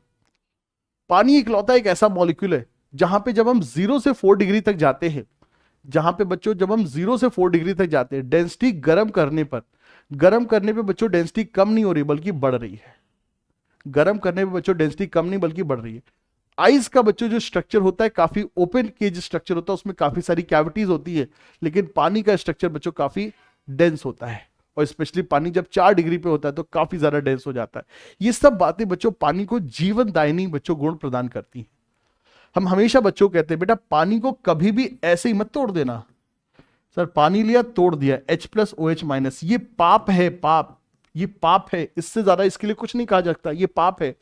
अच्छे खासे तुमने बेटा पानी के मॉलिक्यूल को तोड़ दिया, इट इज इम्पॉसिबल, क्योंकि पानी में बेटा हाइड्रोजन ऑक्सीजन का बॉन्ड बहुत मजबूत होता है। तो ये जो प्रोसेस होता है सर ये रिवर्सिबल होता है, बहुत स्लाइट होता है, बहुत स्लाइट होता है, इट इज नॉट फेवरेबल, ये बहुत रिवर्सिबल होता है। तो पानी एक जबरदस्त चीज है, पानी एक जबरदस्त चीज है, लेकिन इस जबरदस्त चीज में बच्चों एक कल्प्रिट है, और कल्प्रिट कौन है सर? हार्डनेस। इस जबरदस्त चीज को सर एक विलेन का साथ मिल जाता है जो इसको गंदा कर देता है, एंड दैट इज क्या बच्चों? Hardness of water. Hardness of water क्या है बच्चों? पानी के जितने भी इलेक्ट्रिकल अप्लायंसेस हैं, वो सारी चीजें जो बच्चों पानी के साथ संपर्क में आती हैं, उन सब में पानी के साथ एक ही बच्चों प्रॉब्लम होती है, क्या? हार्डनेस। चाहे आपके घर में बच्चों इलेक्ट्रिक गीजर हो, आप उसमें कुछ समय के बाद देखते हो सर ऐसा हो जाता होगा। आप अपने घरों में बच्चों जगुआर की महंगी महंगी बच्चों फिटिंग लगाते होंगे, लेकिन कुछ दिन के बाद उनमें शाइनिंग खत्म हो जाती है, क्योंकि उनके ऊपर व्हाइट व्हाइट बच्चों लेयर चढ़ जाती है। बढ़िया बढ़िया प्लास्टिक के चमचमाते हम लोग बाल्टी मग्गे लेकर के आते हैं, लेकिन उनमें बच्चों कुछ समय के बाद सफेद सफेद लेयर जम जाती है। That is nothing but hardness of water. So what is this hardness of water? So if water contain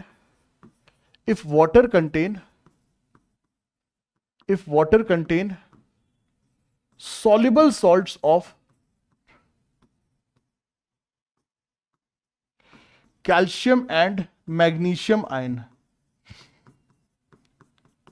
if water contain soluble salts of calcium and magnesium ion, it is referred as hard water. It is referred as hard water. बच्चों अगर पानी में calcium और magnesium के soluble salts है तो sir हम पानी को क्या कहते हैं सर? हार्ड वाटर कहते हैं। और हार्ड वाटर में सर ये सब प्रॉब्लम होती है। हार्ड वाटर बच्चों इंडस्ट्री का दुश्मन है, दुश्मन है। हार्ड वाटर बच्चों इंडस्ट्री का दुश्मन है। बच्चों कुछ सालों पहले 7-8 साल पहले एक न्यूज पेपर में बच्चों, टीवी में बच्चों एक न्यूज आई थी कि यहां पर आसपास में, यूपी में, इलाहाबाद के आसपास में एक बॉयलर बच्चों फट गया था। एनटीपीसी का एक बॉयलर बच्चों फट गया था, उसमें अराउंड 40 मजदूर जो थे बच्चों पूरी तरीके से जल गए थे। अब देखिए बच्चों होता क्या है। बच्चों देखिए बॉयलर में क्या होता है, पानी आता है, गर्म होता है और स्टीम के फॉर्म में बच्चों जाता है। ठीक है, पानी आता है, गर्म होता है और स्टीम के फॉर्म में बच्चों जाता है। अब ऐसे बच्चों अगर पानी के जो पाइप्स हैं जिनसे बच्चों पानी आ और जा रहा है, अगर वो चोक हो जाते हैं, उनमें बच्चों इस तरह की बच्चों लेयर बच्चों जम जाती है, अच्छा खासा जो पाइप है उसमें बेटा लेयर जम के, जैसे हमारी हार्ट में बच्चों कोलेस्ट्रॉल जम जाता है, ऐसे पानी की पाइप में अगर लेयर जम गई और इसको आपने सही नहीं किया तो कुछ दिन में क्या होगा, पानी की पाइप पूरी पूरी चोक हो जाएगी। अब ऐसे में समझिएगा, पानी को आप गर्म कर रहे हो लेकिन वो पानी निकल नहीं पा रहा है। क्यों नहीं निकल पा रहा है? क्योंकि सारी की सारी पाइपलाइन बेटा चोक है। अब ऐसे में क्या होगा, वो जो बॉयलर है बेटा फटेगा, और जब फटेगा तो क्या होगा जरा समझिएगा, जो मजदूर हैं आसपास के वो किसके संपर्क में आएंगे, वो वाटर के संपर्क में नहीं आएंगे बेटा, वो संपर्क में आएंगे सुपर हीटेड स्टीम के संपर्क में आएंगे। सुपर हीटेड स्टीम जिसका टेम्परेचर 150 डिग्री 200 डिग्री टेम्परेचर है। तो आप समझ सकते हैं जो दर्द भरी मौत है उसका बच्चों क्या सीन है। पानी आप ठूसे जा रहे हो बॉयलर में लेकिन वो निकल नहीं रहा है, अल्टीमेटली क्या होगा, गर्म होने पे वो फट जाएगा। और वही बच्चों दर्दनाक हादसा कुछ सालों पहले एनटीपीसी के बॉयलर फटने से हुआ था। तो बॉयलर वगैरह के केस में बच्चों ये सबसे बड़ा कल्प्रिट है। बॉयलर की एफिशिएंसी को कम कर देता है, क्योंकि बॉयलर में हमको पानी को गर्म करना है, लेकिन उस पानी उस वेसल के चारों तरफ क्या डिपॉजिट हो जाता है, ये हार्डनेस की ये लेयर, जिसके कारण से बॉयलर उतना कंडक्टिंग नहीं रहता। बहुत कुछ बच्चों प्रॉब्लम है, बहुत बड़ी समस्या है ये हार्डनेस ऑफ वाटर। अब ये हार्डनेस ऑफ वाटर क्यों होती है आपको बताया कि अगर पानी में कैल्शियम और मैग्नीशियम के सॉल्युबल सॉल्ट्स हैं तो सर पानी हार्ड होता है। अब ये जो हार्ड वाटर होता है it is unsuitable for, it is not suitable for, ये जो हार्ड वाटर होता है दोस्तों it is not suitable for washing of clothes. Sir ये क्लोथ्स को वॉश करने के लिए सूटेबल नहीं होता है। क्यों नहीं होता है? क्योंकि हम अगर हार्ड वाटर में कपड़े धोने जाते हैं बच्चों, अगर हम हार्ड वाटर में बच्चों कपड़े धोने जाते हैं तो हम कपड़ों को धो करके नहीं बल्कि कपड़ों को गंदा करके आते हैं। हार्ड वाटर में बच्चों सीन ये होता है कि हार्ड वाटर में अगर आप धुलाई करने जाते हो तो कपड़े साफ नहीं बल्कि कपड़े और गंदे हो जाते हैं। कैसे गंदे हो जाते हैं आइए समझते हैं। बच्चों देखिए हार्ड वाटर में क्या होता है, सर हार्ड वाटर में कैल्शियम और मैग्नीशियम आयंस मौजूद हैं, ठीक है। अब ये कैल्शियम और मैग्नीशियम आयन में जब हम सोप डालते हैं, जब हम बच्चों सोप डालते हैं, सोप का काम क्या होता है, सोप में जो ऑर्गेनिक चेन है ये मैल के साथ चिपक करके वाटर सॉल्युबल होकर के मैल को बहा दे जाती है। लेकिन होता क्या है, ये जो ऑर्गेनिक चेन है इसको रिएक्ट किसके साथ करना था, मैल के साथ करना था। इसको जो डर्ट है, जो धूल मिट्टी है, जो कपड़ा है, जो गंदगी है, उसको बेटा निकाल करके वाटर सॉल्युबल करना था। लेकिन जब पानी हार्ड होता है तो ये जो ऑर्गेनिक चेन है ये किसके साथ इंटरेक्ट करती है, मैल के साथ इंटरेक्ट नहीं करती बल्कि हार्ड वाटर में मौजूद कैल्शियम और मैग्नीशियम के साथ इंटरेक्ट करती है। और हार्ड वाटर में मौजूद कैल्शियम और मैग्नीशियम के साथ इंटरेक्ट करके बना लेता है क्या, insoluble salt, insoluble scum, insoluble scum, insoluble scum बना लेती है। इनसॉल्युबल स्कम का फॉर्मेशन हो जाता है। तो बच्चों सीन समझिएगा, आपके पास सॉल्ट, आपके पास सोप है सोडियम स्टीरेट, लेकिन ये सोडियम स्टीरेट का जो स्टीरेट वाला पोर्शन है वो हार्ड वाटर के कैल्शियम और मैग्नीशियम के साथ रिएक्ट करके कैल्शियम स्टीरेट या मैग्नीशियम स्टीरेट का इनसॉल्युबल सॉल्ट बना ले रहा है। और ये जो इनसॉल्युबल सॉल्ट है कपड़ों के ऊपर डिपॉजिट हो जाएगा। और सीन क्या होगा, आप गए थे कपड़े धोने के लिए और कपड़े पे कुछ अजीब सा चिपचिपा पदार्थ लेकर के आ गए। घर वाले कहेंगे तुम कैसे कपड़े धोते हो यार, तुमको कपड़ा भी धोना नहीं आता। अब घर वालों को कौन बताए कि मम्मी यहाँ पे प्रॉब्लम है हार्ड वाटर की, ये चीज। तो हार्ड वाटर बच्चों इंडस्ट्री का दुश्मन है, ये चीज बहुत अच्छी बात है। ये सब बातें यहाँ पे लिखी हुई हैं। अब बच्चों देखिए हार्डनेस कितने तरीके की होती है। सर देखिए हार्डनेस दो तरह की होती है, एक होती है टेम्परेरी हार्डनेस और एक होती है परमानेंट हार्डनेस। बच्चों टेम्परेरी हार्डनेस होती है when water contain when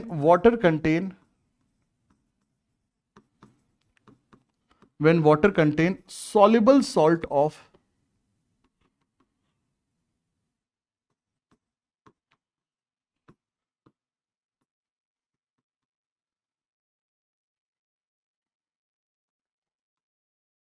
when water contain bicarbonate salt of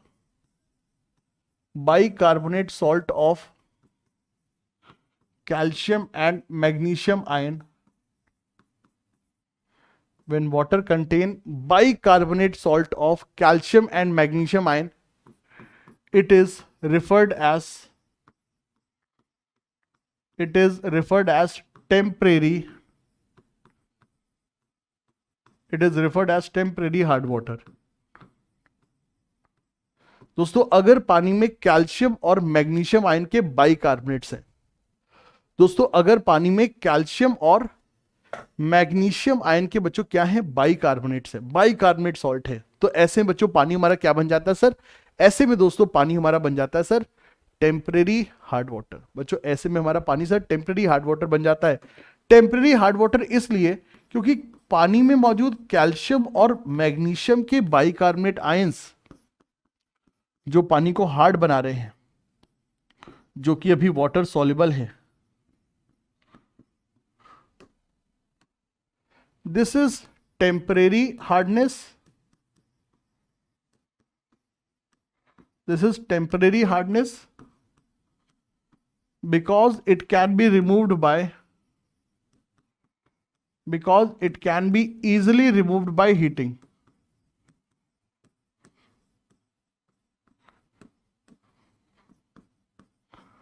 बच्चों इस तरह की हार्डनेस को हम टेम्परेरी इसलिए कह रहे हैं क्योंकि बाइकार्बोनेट वाले जो कैल्शियम मैग्नीशियम के सॉल्ट है, इनको अगर हम हीट कर दें सर, अगर हम इनको हीट कर दें तो ये सॉल्युबल से वाटर इनसॉल्युबल सॉल्ट बना लेते हैं सर, ये सॉल्युबल से वाटर इनसॉल्युबल सॉल्ट बना लेते हैं। अब जो वाटर इनसॉल्युबल सॉल्ट बनाएंगे उसमें थोड़ा सा आप अलर्ट रहिएगा, और बेटा प्लीज अपने मन से बच्चों तुक्का मत मारिएगा, जो आपको बता रहे वो समझिएगा। कैल्शियम का जब भी आप इनसॉल्युबल सॉल्ट बनाओगे तो क्या बनाओगे, कैल्शियम कार्बोनेट। कैल्शियम कार्बोनेट क्या, वही ताजमहल चूना, कैल्शियम कार्बोनेट बच्चों वही संगमरमर, ठीक है। तो लाइम स्टोन आप बनाओगे बेटा, कैल्शियम कार्बोनेट आप बनाओगे, ठीक है। ये है बच्चों वॉट कैल्शियम का इनसॉल्युबल सॉल्ट, और इसको हम आराम से बेटा जी छान करके अलग कर सकते हैं। और जो बची हुई चीजें वो कहां गई सर, वो बन गई H2 और CO2 के फॉर्म में उड़ गई। तो जो सॉल्ट पानी में पहले सॉल्युबल थे अब वो इनसॉल्युबल हो गए, तो हम इनको छान करके अलग कर सकते हैं। We can easily remove out all calcium ions. पानी में कैल्शियम मैग्नीशियम आयन नहीं तो पानी सॉफ्ट हो जाएगा। और जब हम मैग्नीशियम की बात करेंगे बच्चों, तो मैग्नीशियम में ध्यान रखना, मैग्नीशियम कार्बोनेट मत बनाना, पाप हो जाएगा, पाप हो जाएगा। मैग्नीशियम का जो इनसॉल्युबल सॉल्ट है वो मैग्नीशियम कार्बोनेट नहीं है, बल्कि कौन है, मैग्नीशियम हाइड्रोक्साइड। एनसीईआरटी में साफ साफ लिखा गया है मैग्नीशियम हाइड्रोक्साइड का केएसपी कम होता है। मैग्नीशियम हाइड्रोक्साइड वही सॉल्ट है जो जेलुसिल डाइजीन एंटासिड में बच्चों पिंक कलर का होता है, तो इट इज इनसॉल्युबल सॉल्ट। ये आप बनाओगे बच्चों, मैग्नीशियम हाइड्रोक्साइड बनाओगे सर, हम मैग्नीशियम हाइड्रोक्साइड बनाएंगे और बची हुई चीजें कहां चलेगी, इन द फॉर्म ऑफ CO2। तो ये दोस्तों यहां पर सीन होगा, ठीक है। तो ये बच्चों यहां पर वाटर इनसॉल्युबल सॉल्ट बन जाएंगे जस्ट बाय हीटिंग। तो this kind of hardness can be easily remove by heating, that's why it is referred as क्या, टेम्परेरी हार्डनेस। लेकिन क्या टेम्परेरी हार्डनेस को सिर्फ हीट करके हटा सकते हैं, नहीं बच्चों, टेम्परेरी हार्डनेस को रिमूव करने का एक और तरीका है। बॉइलिंग तो आपको बता ही दिया, और दूसरा तरीका क्या sir, Clark's method. Sir temporary hardness को रिमूव करने का एक और तरीका है सर, क्या, क्लार्क्स मेथड। क्लार्क्स मेथड में क्या करते हैं सर, हम कैल्शियम हाइड्रोक्साइड लाइम के साथ बच्चों ट्रीट करते हैं। हम पानी को बेटा कैल्शियम हाइड्रोक्साइड और लाइम के साथ ट्रीट करते हैं। ऐसा करने पे क्या होता है बच्चों, पानी में मौजूद सॉल्युबल सॉल्ट इनसॉल्युबल हो जाएंगे। कैसे इनसॉल्युबल होंगे बता रहा हूं मैं।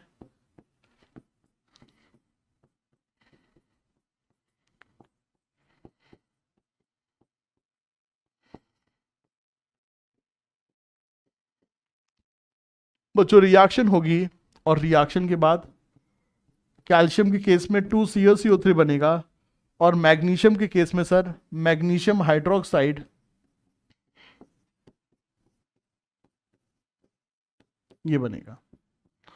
तो here these soluble salt will be converted into insoluble salt and they will be precipitated. एक बार प्रेसिपिटेट हो जाएंगे, इनको छान के हम अलग कर लेंगे, ठीक है। ये दोस्तों यहां पर सीन होगा, ये हो गया यहां पर, और यहां पे क्या बनेगा, 2 पानी, और यहां पे क्या बनेगा सर, CaCO3 और MgCO3, और साथ में क्या, 2 पानी, ठीक है सर। CaCO3 और MgCO3 और साथ में क्या, 2 पानी के मॉलिक्यूल। परफेक्ट परफेक्ट बच्चों, एकदम सही बात, नहीं 1 पानी का मॉलिक्यूल।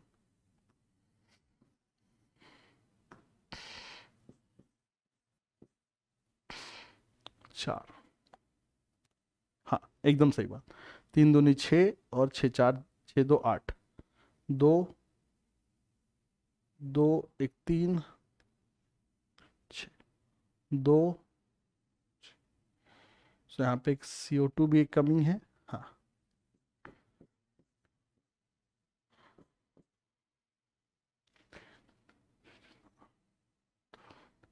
हाँ एकदम सही बच्चों, पूरी रिएक्शन बैलेंस है।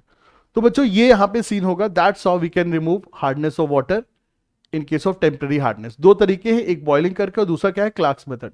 बच्चों क्लार्क्स मेथड को कैसे भी करके अपने जहन में डालो, Clark C calcium hydroxide, Clark C calcium hydroxide किसी भी तरीके से अपने जहन में बच्चों डालना पड़ेगा। ठीक है, क्लार्क्स मेथड किसके लिए है, परमानेंट हार्डनेस के लिए नहीं, किसके लिए, टेम्पररी हार्डनेस के लिए। ठीक है, ये दोस्तों यहाँ पर सीन है, और क्या रिएक्शन होती है उसको सर हमने ध्यान रखना है। अगली चीज पे आते हैं सर, अगली चीज है क्या हमारे पास sir, removal of permanent hardness. Sir अगली चीज हमारे पास क्या sir, removal of permanent hardness, उसके बारे में भी बच्चों जरा बातचीत करते हैं। सो परमानेंट हार्डनेस को सर कैसे रिमूव करें, जरा उसके बारे में समझते हैं। So permanent hardness is caused because of, sir permanent hardness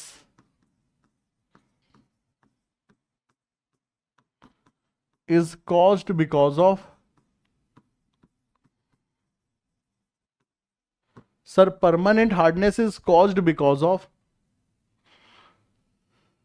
chloride and sulphate salt of, chloride and sulphate salt of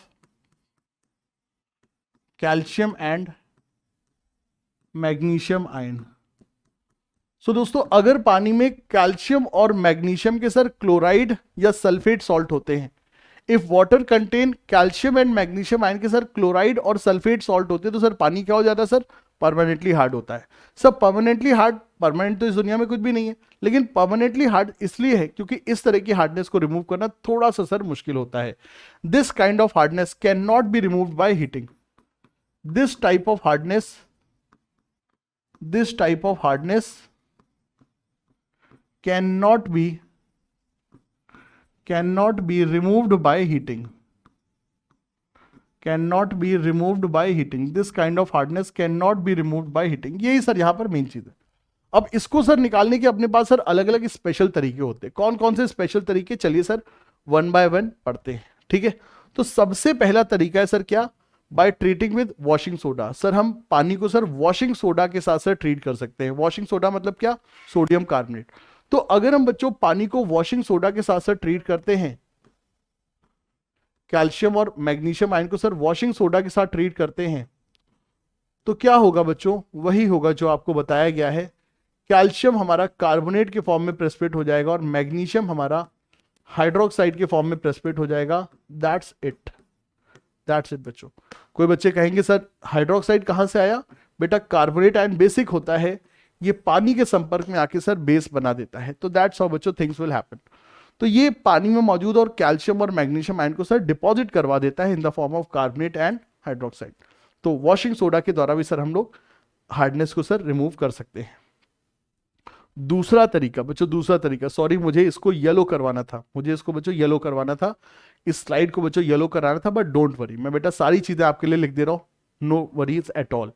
बच्चों second method is very very important, this method is very very important. और ये क्या है sir, ये NEET के exam के लिए important है। क्या सवाल बन सकता है वो भी आपको बता देते हैं बच्चों। सेकेंड मेथड है सर कैलगॉन्स मेथड, सेकेंड मेथड है सर कैलगॉन्स मेथड। और नीट एग्जाम में आपसे सबसे ज्यादा पूछा क्या जा सकता है, व्हाट इज कैलगॉन, कैलगॉन क्या है सर, कैलगॉन का फॉर्मूला आपसे पूछ सकते हैं सर। कैलगॉन क्या होता है सर, कैलगॉन हमारा सर परमानेंट हार्ड वाटर को सर ट्रीट करने का तरीका होता है। अब इसमें क्या यूज करते हैं, इसमें हम लोग सर पानी को ट्रीट करते हैं सोडियम हेक्सा मेटाफॉस्फेट, हेक्सा मेटाफॉस्फेट। तो ये बच्चों सोडियम हेक्सा मेटाफॉस्फेट होता है। अब ये मेटाफॉस्फेट क्या बला है बच्चों, जरा समझिएगा। देखिए बच्चों ये होता है phosphoric acid H3PO4, this is phosphoric acid. अगर हम इसमें से बच्चों पानी निकाल दें दोस्तों, अगर हम इसमें से पानी निकाल दें, you need to kick out water, अगर हम इसमें से पानी निकाल दें तो हमें क्या मिलेगा HPO3, और ये क्या होगा बेटा मेटा फॉस्फोरिक एसिड। ये क्या है सर, मेटा फॉस्फोरिक एसिड। तो HPO3 क्या होता है बेटा, मेटा फॉस्फोरिक एसिड होता है। हमें क्या लेना है सर, हमें लेना है sir hexa Meta phosphoric acid. तो हमें इसके 6 बंदे लेने हैं, हमें इसके 6 बंदे लेने हैं। लेकिन यहां पर भी याद रखना हमें सोडियम सॉल्ट लेना है, हमें इसका सोडियम सॉल्ट लेना है। तो what is hexa metaphosphate, what is hexa metaphosphate, so hexa metaphosphate will be 6 times Na, 6 times Na, 6 time phosphorus and 18 times oxygen. बेटा आपने इसके सोडियम सॉल्ट को लेना है, आपने इसके सोडियम सॉल्ट को लेना है, उसका 6 टाइम्स कर देना है।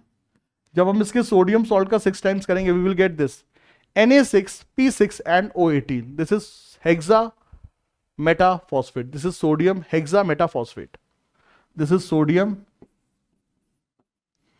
Hexa metaphosphate, this is sodium hexa metaphosphate Na6P6O18, sodium hexa metaphosphate Na6P6O18। अब दोस्तों ये जो सोडियम हेक्सा मेटाफॉस्फेट है बच्चों, ये कैसे काम करता है इसके बारे में दोस्तों जरा बातचीत करते हैं। देखिए बच्चों ये सारे के सारे बंदे क्या है, दे आर आयन एक्सचेंजर। बच्चों आयन एक्सचेंजर क्या होता है? बच्चों आयन एक्सचेंजर होता क्या है, शब्दों को जरा समझिएगा बच्चों। This is ion exchanger. Ion exchanger बच्चों होता क्या है दोस्तों? देखिए जैसे कि जब क्रिकेट मैच होता है तो बेटा क्रिकेट मैच के दौरान क्या होता है, जब कोई सब्स्टिट्यूट खिलाड़ी आता है तो क्या करता है सर? सब्स्टिट्यूट खिलाड़ी सर गेम के अंदर आता है, मैदान के अंदर आता है, और उसकी जगह पे जो भी खिलाड़ी सर हर्ट है, चोटिल है, जो खिलाड़ी का बेचारे की शारीरिक मतलब चोट लग गई जिसको, वो सर बाहर चला जाता है। तो एक्सचेंज का मतलब सर यही होता है, हम कोई चीज एक्सचेंज करते हैं सर, कपड़ा एक्सचेंज करते हैं तो क्या करते हैं, पुराना कपड़ा देते हैं और नया कपड़ा लेते हैं। तो यहां पर भी सर यही होता है, दीज आर कैटायन एक्सचेंजर। मतलब पानी में जो कैटायन है उनको ले लेंगे और बदले में पानी में दूसरे कैटायन डाल देंगे, ये सर इनका काम होता है। These are natural cation exchanger, these are natural cation exchanger. ये सर पानी में सर कैटायन को सर स्वैप कर देते हैं। अब हार्ड वाटर में सर कौन सा कैटायन मौजूद है? सर हार्ड वाटर में मौजूद है सर कैल्शियम और मैग्नीशियम आयन। तो अपन कैल्शियम और मैग्नीशियम आयन को सर स्वैप करेंगे, किसके साथ स्वैप करेंगे? अपन बच्चों कैल्शियम और मैग्नीशियम आयन को बेटा जी स्वैप करेंगे सोडियम हेक्सा मेटाफॉस्फेट के सर सोडियम आयन के साथ। तो व्हाट इट डज बच्चों, ये करता क्या है दोस्तों, ये करता क्या है, ये करता क्या है? देखिए भाई, वी हैव कैलगॉन Na6P6O18, ये पानी में आयनाइज होता है 2Na प्लस Na4P6O18 के फॉर्म में बेटा आयनाइज होता है।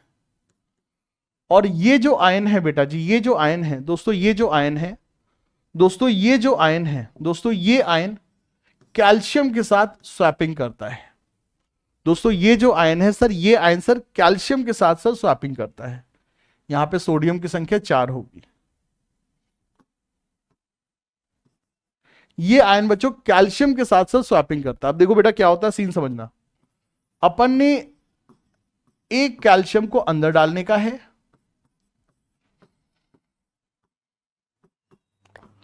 और बदले में 2 सोडियम आयन को बाहर निकाल देने का है, ठीक है। तो Ca+2 अंदर गया और बदले में उतने ही मैग्नीट्यूड का पॉजिटिव चार्ज +2 चार्ज बाहर हो गया। एक +2 चार्ज अंदर आए कैल्शियम +2 के फॉर्म में, और एक +2 चार्ज बाहर चला गया इन the form of 2Na+। This is what ion exchanger does. वो स्वैपिंग कर देता है सर, आयन की स्वैपिंग कर देता है। अब हार्डनेस क्यों होती है सर? हार्डनेस होती है पानी में मौजूद कैल्शियम मैग्नीशियम के कारण।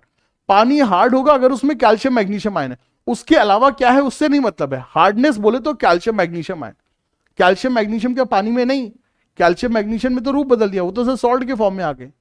तो हमने पानी में फ्री कैल्शियम और मैग्नीशियम आयन को हटा दिया। अब अगर पानी में फ्री कैल्शियम मैग्नीशियम आयन है तो ये सोप के साथ रिएक्ट करके स्कम भी नहीं बनाएंगे, आपकी धुलाई भी अच्छी होगी। हाँ पानी में सोडियम है होने दो, उससे क्या मतलब है, sodium is not culprit, sodium हमारे लिए नहीं हार्ड है। हार्ड वाटर क्यों होता है सर? कैल्शियम और मैग्नीशियम के कारण। तो ये बेटा जी होता है कैलगॉन, जो कि एक नेचुरल कैटायन एक्सचेंजर होता है। कैलगॉन का फॉर्मूला याद रखना, इट इज इंपॉर्टेंट, ठीक है। अगला बच्चों हमारे पास तरीका है क्या? By using zeolite, by using zeolite. What are zeolite? Sir zeolite is sodium aluminium silicate, sodium aluminium silicate, zeolite is sodium aluminium silicate.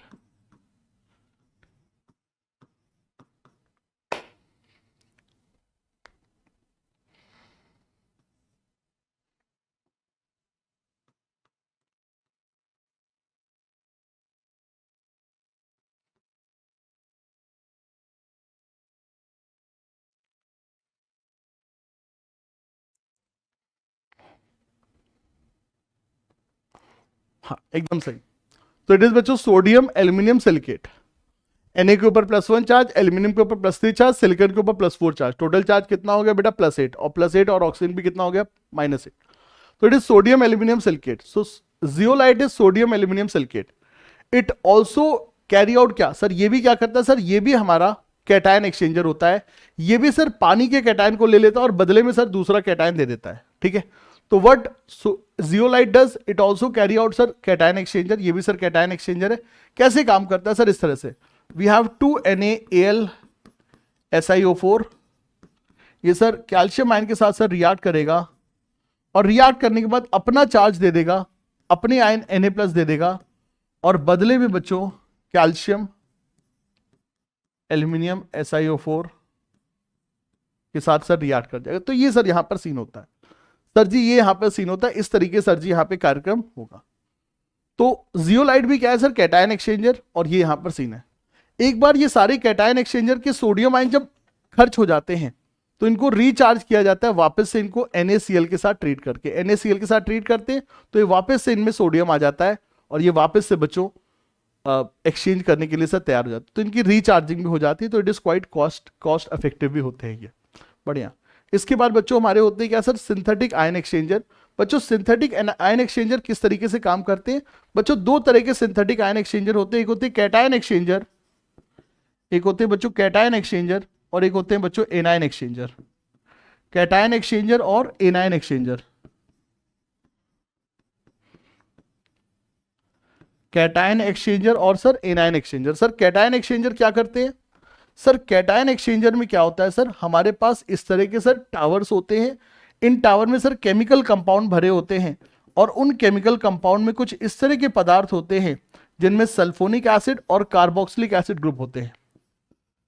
अब जिस तरीके से कैटायन एक्सचेंजर क्या करते थे, कैटायन ले लेते थे, बदले में सर अपना आयन दे देते थे। इसी तरीके से ये कैटायन एक्सचेंजर क्या होते हैं, ये पानी के कैल्शियम और मैग्नीशियम आयन को ले लेते हैं और इनकी जगह पे दे देते हैं पानी में क्या, H+ आयन।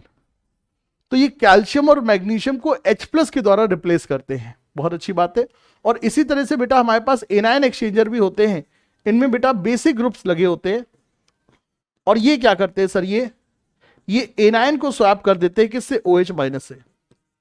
तो ये बच्चों पानी में मौजूद क्लोराइड, सल्फेट, इन सबको बेटा ट्रीट करते हैं और इनके बदले में क्या देते हैं सर, पानी में OH-।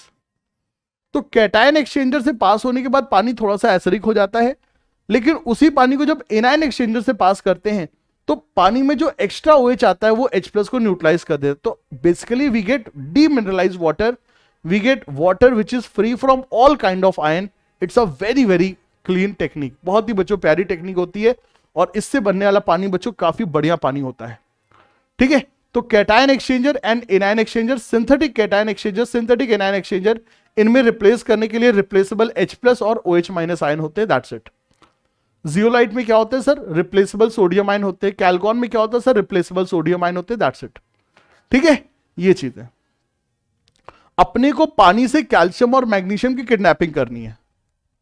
अपने को बेटा जी पानी से कैल्शियम और मैग्नीशियम आयन को किडनैप करना है, और किडनैप करना है ऐसे किडनैप करना है कि किसी को पता भी ना चले। तो बदले में कैल्शियम मैग्नीशियम ले लिया और बदले में कोई भी अपना आयन दे दिया, उतने ही मैग्नीट्यूड चार्ज का, उतने ही बेटा मैग्नीट्यूड चार्ज का चार्ज कंजर्वेशन टेक प्लेस।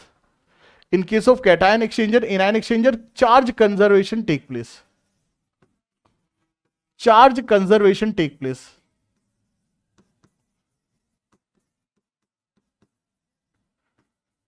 ठीक है, मतलब क्या है, अगर बच्चों मान लीजिए वाटर में, अगर बच्चों वाटर में मान लीजिए 8 मोल कैल्शियम आयन है, अगर बच्चों वाटर में मान लीजिए 8 मोल कैल्शियम आयन है इन 2 लीटर वाटर,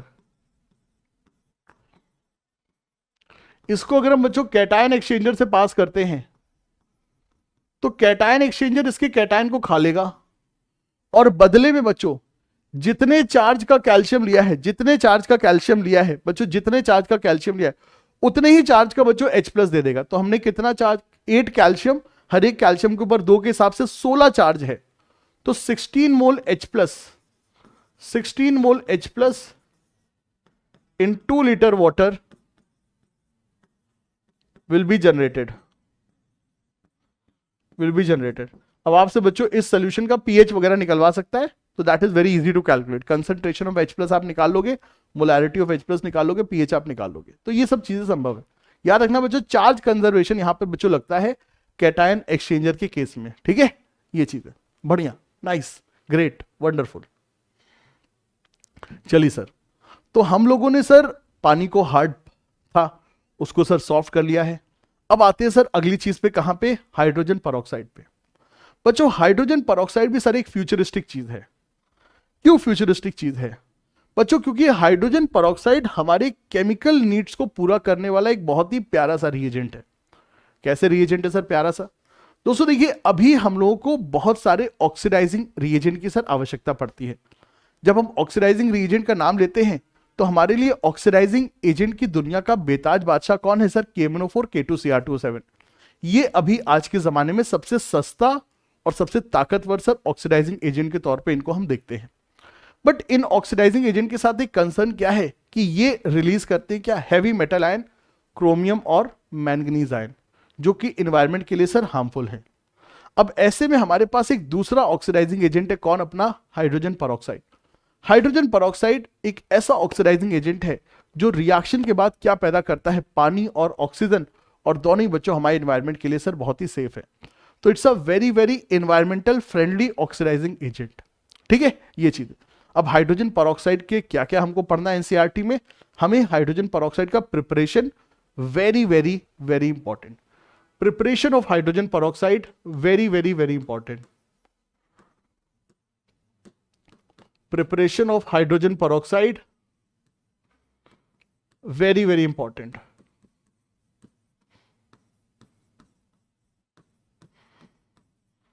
सर बहुत बहुत इंपॉर्टेंट है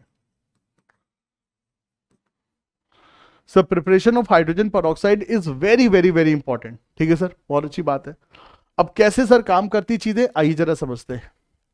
देखिए भाई, हाइड्रोजन पेरोक्साइड को अगर आप लेबोरेटरी स्केल पे बनाना चाहते हो, बना लो, कोई उसमें भाई कोताही नहीं है। बच्चों अगर आप हाइड्रोजन पेरोक्साइड को सर अगर आप लेबोरेटरी स्केल पे बनाना चाहते हो, बहुत ही वेलकम है सर। लेबोरेटरी स्केल पे हमारा एम क्या है सर? आसानी से बन जाए, थोड़ा बहुत खर्चा होता है, 150 रुपए खर्चा होता है, चलेगा, हम दे देंगे। बट हमें हाइड्रोजन पेरोक्साइड स्मॉल स्केल में चाहिए। तो इसके लिए सबसे बेहतरीन तरीका क्या होता है? आप पहले से ही पेरोक्साइड ले लो, आप पहले से ही पेरोक्साइड ले लो, और पेरोक्साइड में हाइड्रोजन मतलब H+ आप डाल दो। और इसी का ही बहुत बेहतरीन नमूना क्या है सर? Barium peroxide. सर आप बेरियम पेरोक्साइड लो सर। बेरियम पेरोक्साइड में सर बेरियम आयन है और पेरोक्साइड आयन है। हमने इस पेरोक्साइड के साथ अगर H+ की शादी करा दी तो सर बात बन जाएगी, H2O2 बन जाएगा। और H+ के लिए क्या चाहिए सर? हमको चाहिए बस एसिड। तो हमने बच्चों इसमें एसिड डाल देने का है, and we can get H2O2 and barium ion. ये चीजें हैं। तो theoretically this reaction sounds cool कि बेरियम पेरोक्साइड में सर एसिड डाल दो, सर काम हो जाएगा। लेकिन क्या ये रिएक्शन इतनी आसान है? आइए जरा समझते हैं। दोस्तों देखिए, इस काम को अगर हम बेरियम पेरोक्साइड को HCl के साथ करते हैं तो सर ये रिएक्शन फेल हो जाती है। ये रिएक्शन सर फेल हो जाती है। क्यों फेल हो जाती है जरा समझाते हैं। अगर बेरियम पेरोक्साइड को हम बच्चों HCl के साथ ट्रीट करते हैं तो हमें मिलता है क्या? बेरियम क्लोराइड और H2O2। यस, हमें मिलता है बेरियम क्लोराइड और H2O2। और इनके साथ प्रॉब्लम क्या है? They both are soluble in water. Both are soluble in water. Both are soluble in water. तो ऐसे में बच्चों हम H2O2 को सेपरेट नहीं कर पाते हैं।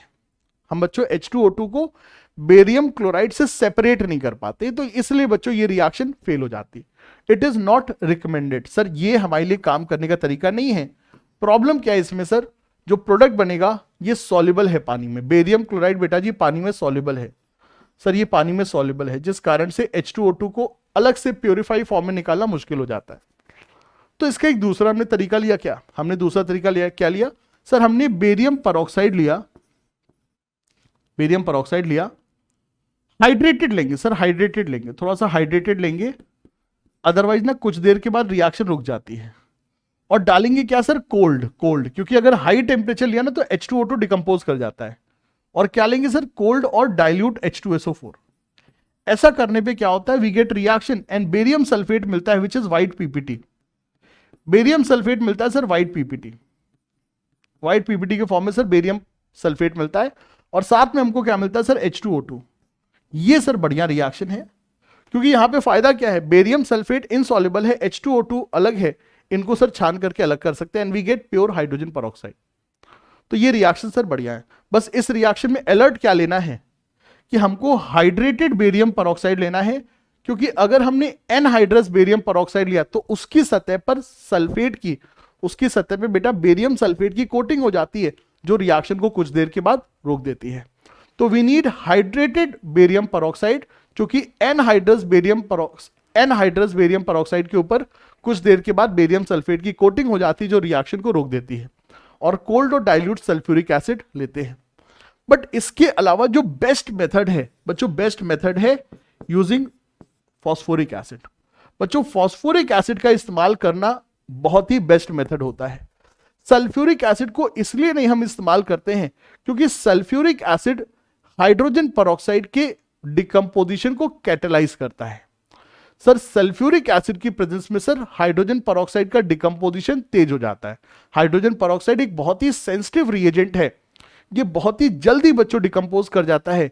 जब भी मैं इसको मार्केट में खरीदने जाता हूं तो इसकी जो बॉटलिंग होती है बेटा, काली कलर की, ब्लैक कलर की प्लास्टिक की बोतल होती है, जिसके अंदर सनलाइट भी नहीं जा सकती है, जिसमें ग्लास भी नहीं होता है, क्योंकि ग्लास में भी ये डिकम्पोज कर जाता है, उसमें जो वेरियस इंप्योरिटीज होती है वो इसको डिकम्पोज कर देती है। तो इसको ब्लैक कलर की ओपेक प्लास्टिक बोतल में बच्चों पैक किया जाता है। बहुत ही सेंसिटिव रिएजेंट है ये चीज बच्चों। तो हम यहां पे सल्फ्यूरिक एसिड को पसंद नहीं करते क्योंकि हाइड्रोजन पेरोक्साइड के डिकम्पोज करवा देता है। तो यहां पे सबसे बेहतरीन तरीका क्या है, हम बेरियम पेरोक्साइड ले और उसको फॉस्फोरिक एसिड के साथ ट्रीट कर दें।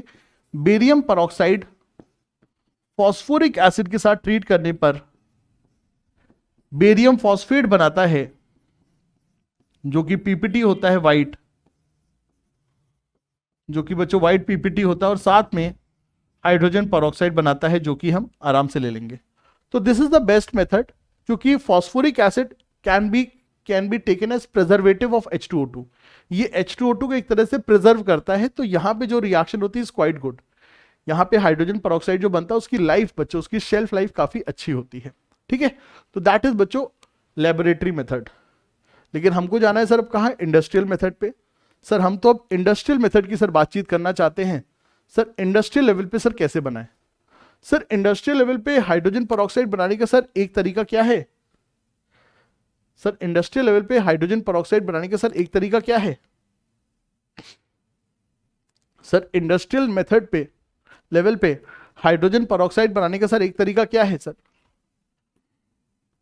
एक तरीका है इंडस्ट्रियल मेथड में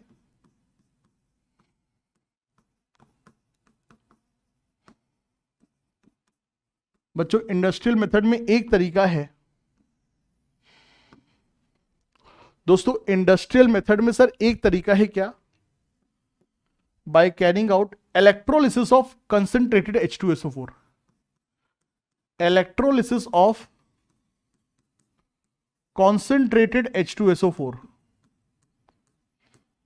sir electrolysis of concentrated H2SO4 पहला तरीका सर ये, electrolysis of sir concentrated H2SO4। समझिएगा जरा, अगर हम कंसेंट्रेटेड H2SO4 लेते हैं, अगर हम कंसेंट्रेटेड H2SO4 लेते हैं तो सर ये आयनाइज हो जाएगा H+ और HSO4- में। H+ कैथोड पर रिड्यूस हो जाएगा H2 में, और HSO4- एनोड पर H2H2O8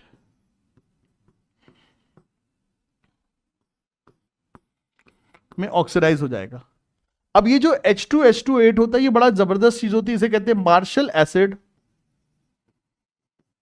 परऑक्सी disulphuric acid, peroxy disulphuric acid, Marshall acid, peroxy disulphuric acid. और ये बच्चों बड़ा खतरनाक रिएजेंट है। आपसे इनऑर्गेनिक केमिस्ट्री में इसका स्ट्रक्चर बच्चों कई बार पूछ सकता है। इसमें ये दो ऑक्सीजन बच्चों परऑक्साइड लिंकेज के फॉर्म में होते हैं। तो H2H2O8 को अगर हम पानी के साथ ट्रीट करें तो ये सर हमारा बन जाता है सर ये हमारा बन जाता है क्या, 2H2SO4 प्लस H2O2। तो that's how we can carry out this thing. बच्चों समझिए आपने क्या किया, आपने H2SO4 लिया और वापस से H2SO4 बना दिया। आपने बच्चों H2SO4 लिया और वापस से H2SO4 बना दिया। बस आप क्या कंज्यूम कर रहे हो, बिजली। बस आप क्या कंज्यूम कर रहे हो, बिजली और पानी।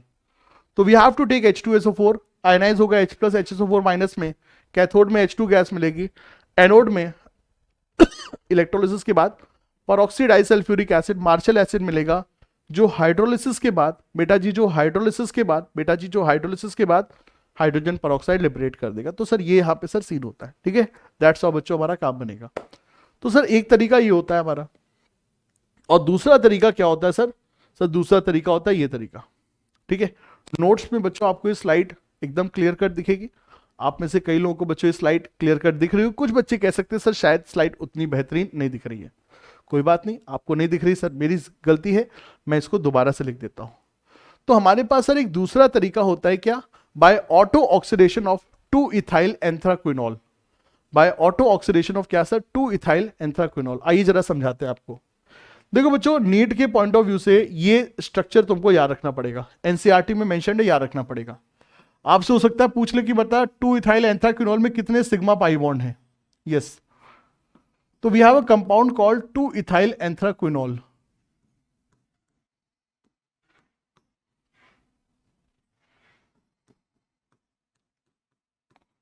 इस 2 इथाइल एंथ्राक्विनोल बड़ा ही सेंसिटिव कंपाउंड होता है। ये एयर में बच्चों जाते ही, दोस्तों ये एयर में जाते ही एयर के ऑक्सीजन के साथ कंबाइन करके ऑक्सीडाइज हो जाता है 2 इथाइल एंथ्राक्विनोन में। ये ऑक्सीडाइज हो जाता है बेटा जी किसमें, 2 इथाइल एंथ्राक्विनोन में। 2 इथाइल एंथ्राक्विनोन में बेटा ये ऑक्सीडाइज हो जाता है।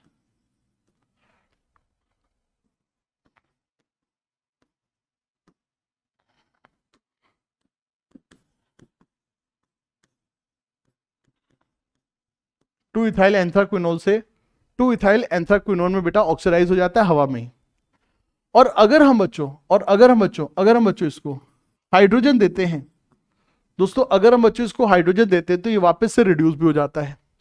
तो वी हैव दिस साइकिल बच्चों, वी हैव दिस साइकिल बच्चों, हमारे पास ये साइकिल है दोस्तों, हमारे पास ये साइकिल है। अब इस साइकिल में अगर हम ध्यान दें तो हमको कुछ घोलमाल नजर आ रहा है। क्या घोलमाल नजर आ रहा है सर, ये हाइड्रोजन कहां गया, सर ये हाइड्रोजन कहां गया, सर ये हवा का ऑक्सीजन कहां गया, सर ये हाइड्रोजन और ये हवा का ऑक्सीजन कहां गया। बेटा इस ऑटो ऑक्सीडेशन टेक्निक में, बेटा इस ऑटो ऑक्सीडेशन टेक्निक में बच्चा लोग इस ऑटो ऑक्सीडेशन टेक्निक में मतलब अपने आप हवा में ही ऑक्सीडेशन हो जा रहा है। इतना सेंसिटिव कंपाउंड है, अपने आप हवा में ऑक्सीडेशन हो जा रहा है। जब इसका हवा में ऑक्सीडेशन हो जा रहा है तो बेटा जी ये दो हाइड्रोजन और ये O2 मिल करके बना रहे क्या, H2O2। तो आप H2O2 प्रिपेयर कर रहे हो बच्चों, आप H2O2 प्रिपेयर कर रहे हो, ये हमारे H2O2 का प्रिपरेशन है। तो बेटा जी यहां पर प्रिपेयर हो रहा है क्या सर, H2O2 बनाना था, बन गया। अब इस कंपाउंड को आप वापस से रिसाइकिल कर सकते हो, इसको रिड्यूस करके in the form of hydrogen. So ultimately what you are consuming, O2 and H2 and you are preparing H2O2। तो ये भी बेटा जी हमारा इंडस्ट्रियल तरीका है, by auto oxidation of 2 ethyl anthraquinol. 2 ethyl anthraquinol, structure bonding सब कुछ याद करनी पड़ेगी, कंपाउंड इंपॉर्टेंट है। तो बेटा जी H2O2 कैसे बनाना है, लैबोरेटरी स्केल में बेरियम परऑक्साइड फॉस्फोरिक एसिड के द्वारा, इंडस्ट्रियल स्केल में सल्फ्यूरिक एसिड की इलेक्ट्रोलिसिस और 2 इथाइल और एंथ्राक्विनोल के ऑटो ऑक्सीडेशन के द्वारा। बहुत उम्दा, ग्रेट, नाइस, वंडरफुल। बच्चों हाइड्रोजन परऑक्साइड के केस में हमारे लिए एक इंपॉर्टेंट चीज होती है क्या, हाइड्रोजन परऑक्साइड की sir volume strength. Sir hydrogen peroxide की क्या सर, वॉल्यूम स्ट्रेंथ। बच्चों volume strength of hydrogen peroxide से मतलब क्या होता है, if hydrogen peroxide is V volume strength,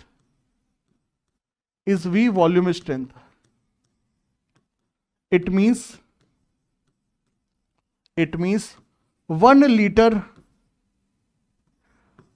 H2O2 solution, it means 1 liter H2O2 solution contain that much H2O2, contain that much H2O2, contain that much H2O2, so that on decomposition, so that on decomposition it will generate, so that on decomposition it will generate, it will generate, it will generate V liters of O2 at HTP। ये दोस्तों यहां पर scene है बच्चों, ये यहां पर scene है दोस्तों, समझिएगा। अगर हमारे पास दोस्तों समझिएगा, अगर हमारे पास दोस्तों समझिएगा, अगर हमारे पास H2O2 की बॉटल है दोस्तों, अगर हमारे पास H2O2 की बॉटल है और कितनी बॉटल है सर, 20V उसमें लिखा हुआ है। इसका मतलब क्या है, इसका मतलब क्या है, इसका मतलब ये है, इसका 1 लीटर की जो बॉटल है उसमें इतना H2O2 है कि बच्चों वो H2O2 जब डिकम्पोज होगा सर, वो H2O2 जब डिकम्पोज होगा तो HTP पर सर, HTP पर 20 लीटर O2 गैस पैदा करेगा, 20 लीटर O2 एट HTP पैदा करेगा, 20 लीटर O2 एट HTP पैदा करेगा सर। ये इसका मतलब होता है। 40V H2O2 का मतलब क्या है, 1 लीटर H2O2 में इतना H2O2 कि सर डिकम्पोज होने के बाद 40 लीटर O2 HTP पे बनाएगा। सर 1 लीटर से 40 लीटर, बेटा 40 लीटर HTP पर गैसियस फॉर्म की बात हो रही है, तो डोंट कंफ्यूज योरसेल्फ, ठीक है। ये इसका तात्पर्य होता है। सर नीट में बड़ा कंफ्यूजन लग रहा है, सर नीट एग्जाम में बड़ा कंफ्यूजन लग रहा है सर, नीट एग्जाम में हमको बहुत कम समय में सवाल करना पड़ता है, आप समझ नहीं रहे हो सर। सर जेई की बात अलग होती है, नीट की बात अलग होती है। अरे बच्चों आपके दर्द में हम और हमारी पीडब्ल्यू एकदम आपके साथ है। बच्चों ध्यान रखो, वॉल्यूम स्ट्रेंथ में तुमको सिर्फ 2 फॉर्मूलों की जरूरत पड़ेगी हमेशा। क्या? पहली चीज कि sir molarity of H2O2 is volume strength upon 11.2 and normality of H2O2 is, and normality of H2O2 is volume strength upon 5.6। बच्चों बस दैट्स इट, गेम ओवर। बस इतना याद कर लो, लाइव झिंगा लाला। तो तात्पर्य क्या है, अगर 20V H2O2 है तो इसकी मोलैरिटी कितनी हो जाएगी सर, 20/11.6, और इसकी नॉर्मेलिटी कितनी हो जाएगी सर, 20/5.6। बस दैट्स इट, नॉर्मेलिटी आ गई, मोलैरिटी आ गई। बेटा जी बस यही आपसे नीट में पूछेगा और कुछ नहीं पूछेगा, बस इतना ही आपको ध्यान रखना है। बस बच्चों यही आपको ध्यान रखना है कि वॉल्यूम स्ट्रेंथ से मोलैरिटी और मोलैरिटी से वॉल्यूम स्ट्रेंथ कैसे निकालते हैं, ये भी ध्यान रखना। अगर मान लीजिए आपको बेटो 3 मोलर H2O2 दिया हुआ है तो उसकी वॉल्यूम स्ट्रेंथ क्या होगी बच्चों, उसकी वॉल्यूम स्ट्रेंथ होगी सर, उसकी वॉल्यूम स्ट्रेंथ होगी sir molarity into 11.2, molarity into 11.2 is volume strength. So 3 molar मतलब 33.6 वॉल्यूम स्ट्रेंथ। ये भी सर हम लोग यहां पे कह सकते हैं। बस यही चीज बेटा आपसे पूछेगा और कुछ नहीं पूछेगा, that's it, that's the only thing which बच्चों यू नीड टू रिमेंबर, ठीक है। बहुत अच्छी बात बेटा जी। H2O2 का एक ओपन बुक स्ट्रक्चर होता है, H2O2 का प्लेनर स्ट्रक्चर नहीं होता है, H2O2 का बच्चों लीनियर स्ट्रक्चर नहीं होता, उसका ओपन बुक स्ट्रक्चर होता है। इस तरह से होता है, एक हाइड्रोजन एक पन्ने पर है, दूसरे हाइड्रोजन दूसरे पन्ने पे, और दोनों ऑक्सीजन हमारे यहां पर है। सो दोनों ऑक्सीजन यहां पर है, एक हाइड्रोजन यहां पर है, एक हाइड्रोजन यहां पे। तो इस तरह से बेटा जी इसका ओपन बुक स्ट्रक्चर होता है। बॉन्ड एंगल वगैरह क्या याद रखनी चाहिए, लगभग याद रखिए 110 के आसपास का बच्चों बॉन्ड एंगल है, बस that's it. Okay, chemical reaction. So H2O2 primarily एक ऑक्सीडाइजिंग एजेंट है और ये ब्लीच बहुत अच्छा करता है बच्चों, ब्लीच वगैरह बहुत अच्छा करता है। लोग चेहरे वगैरह पे ब्लीचिंग कराने जाते हैं तो वहां पे बाल वगैरह बच्चों ब्लीच कराते हैं, वहां पे बच्चों ब्लीचिंग एजेंट होते हैं। तो हाइड्रोजन परऑक्साइड एक बहुत अच्छा ब्लीचिंग एजेंट होता है। ब्लीचिंग की प्रक्रिया एक ऑक्सीडेशन की प्रक्रिया ही होती है, जिसमें कि कलर्ड सब्सटेंस ब्लीच करने के बाद, केमिकल रिएक्शन के बाद अपना कलर खो देता है, कलरलेस हो जाता है, that is bleach.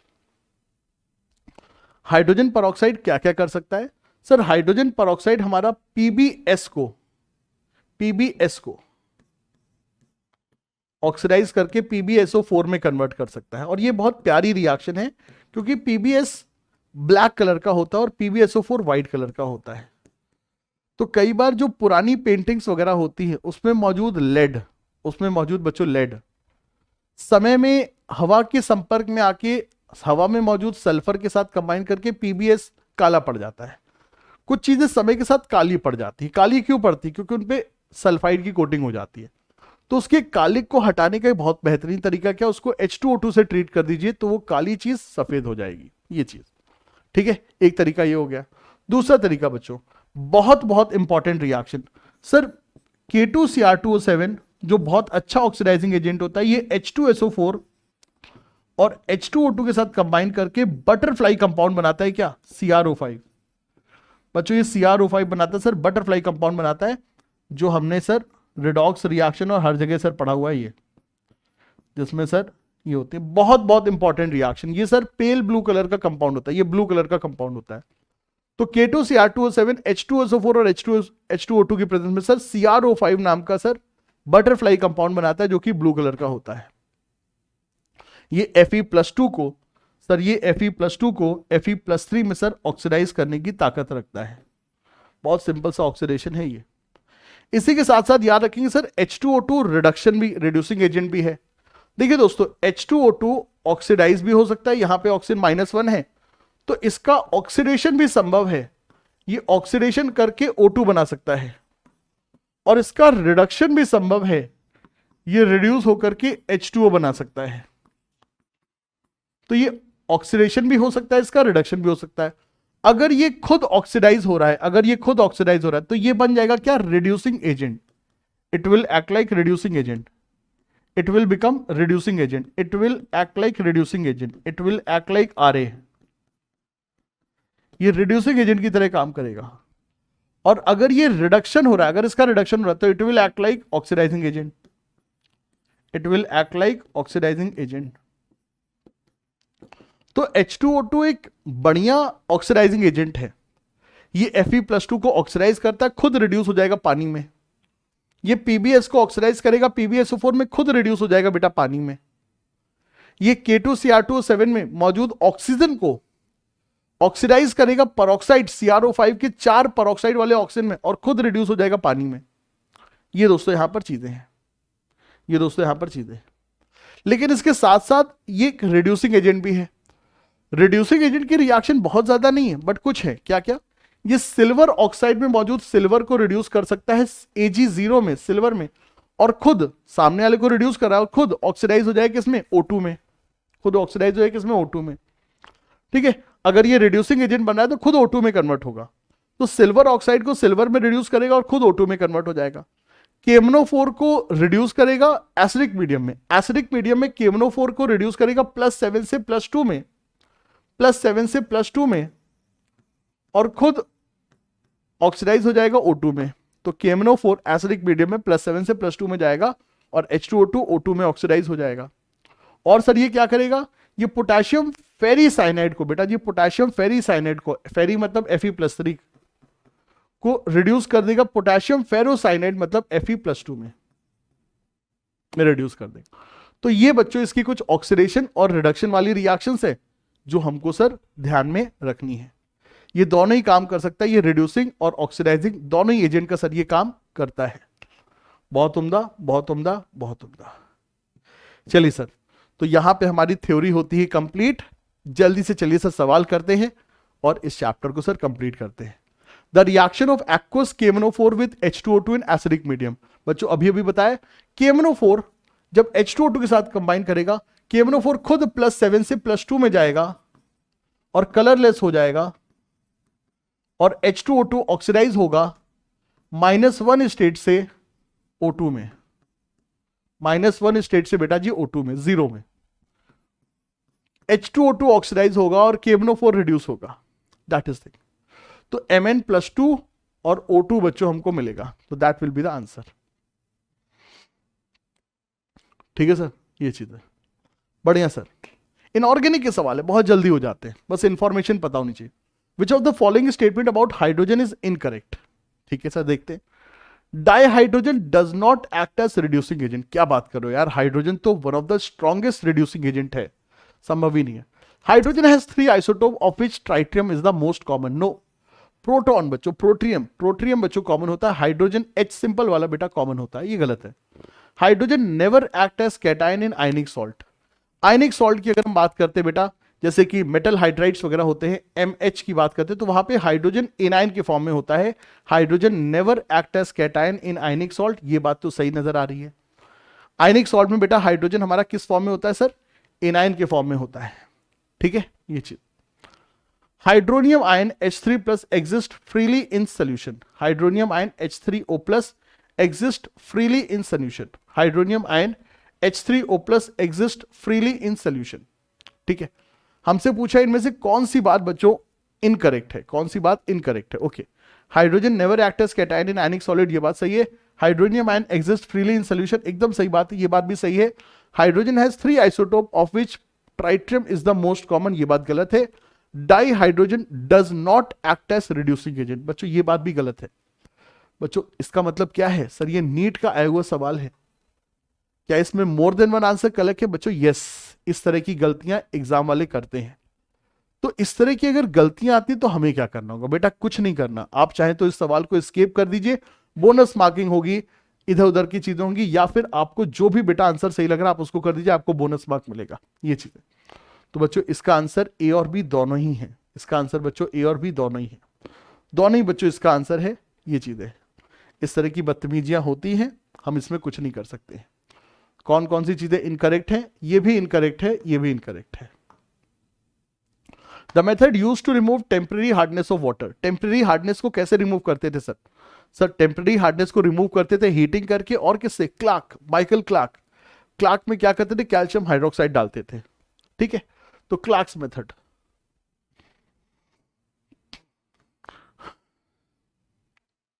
Match the following and identify the correct option. ठीक है सर, कार्बन मोनोऑक्साइड और H2, इसको सर वाटर गैस भी कहते थे और सिन गैस भी कहते थे, एकदम सही बात। Temporary hardness of water sir bicarbonate के कारण होती है, कैल्शियम और मैग्नीशियम के बाइकार्बोनेट के कारण। B2H6 इलेक्ट्रॉन डेफिशिएंट है सर, इलेक्ट्रॉन डेफिशिएंट है। H2O2 non planar book type structure होता है। तो क्या सही होगा बेटा? ए का 3 हो जाएगा, बी का 1 हो जाएगा, सी का 2 हो जाएगा, और डी का 4 हो जाएगा। 3124 3124 3124 3124। तो हमको ऑप्शन नंबर डी बच्चों समझ में आ रहा है, option number D is the correct answer. ठीक है साहब, option number D is the correct answer, एकदम सही बात।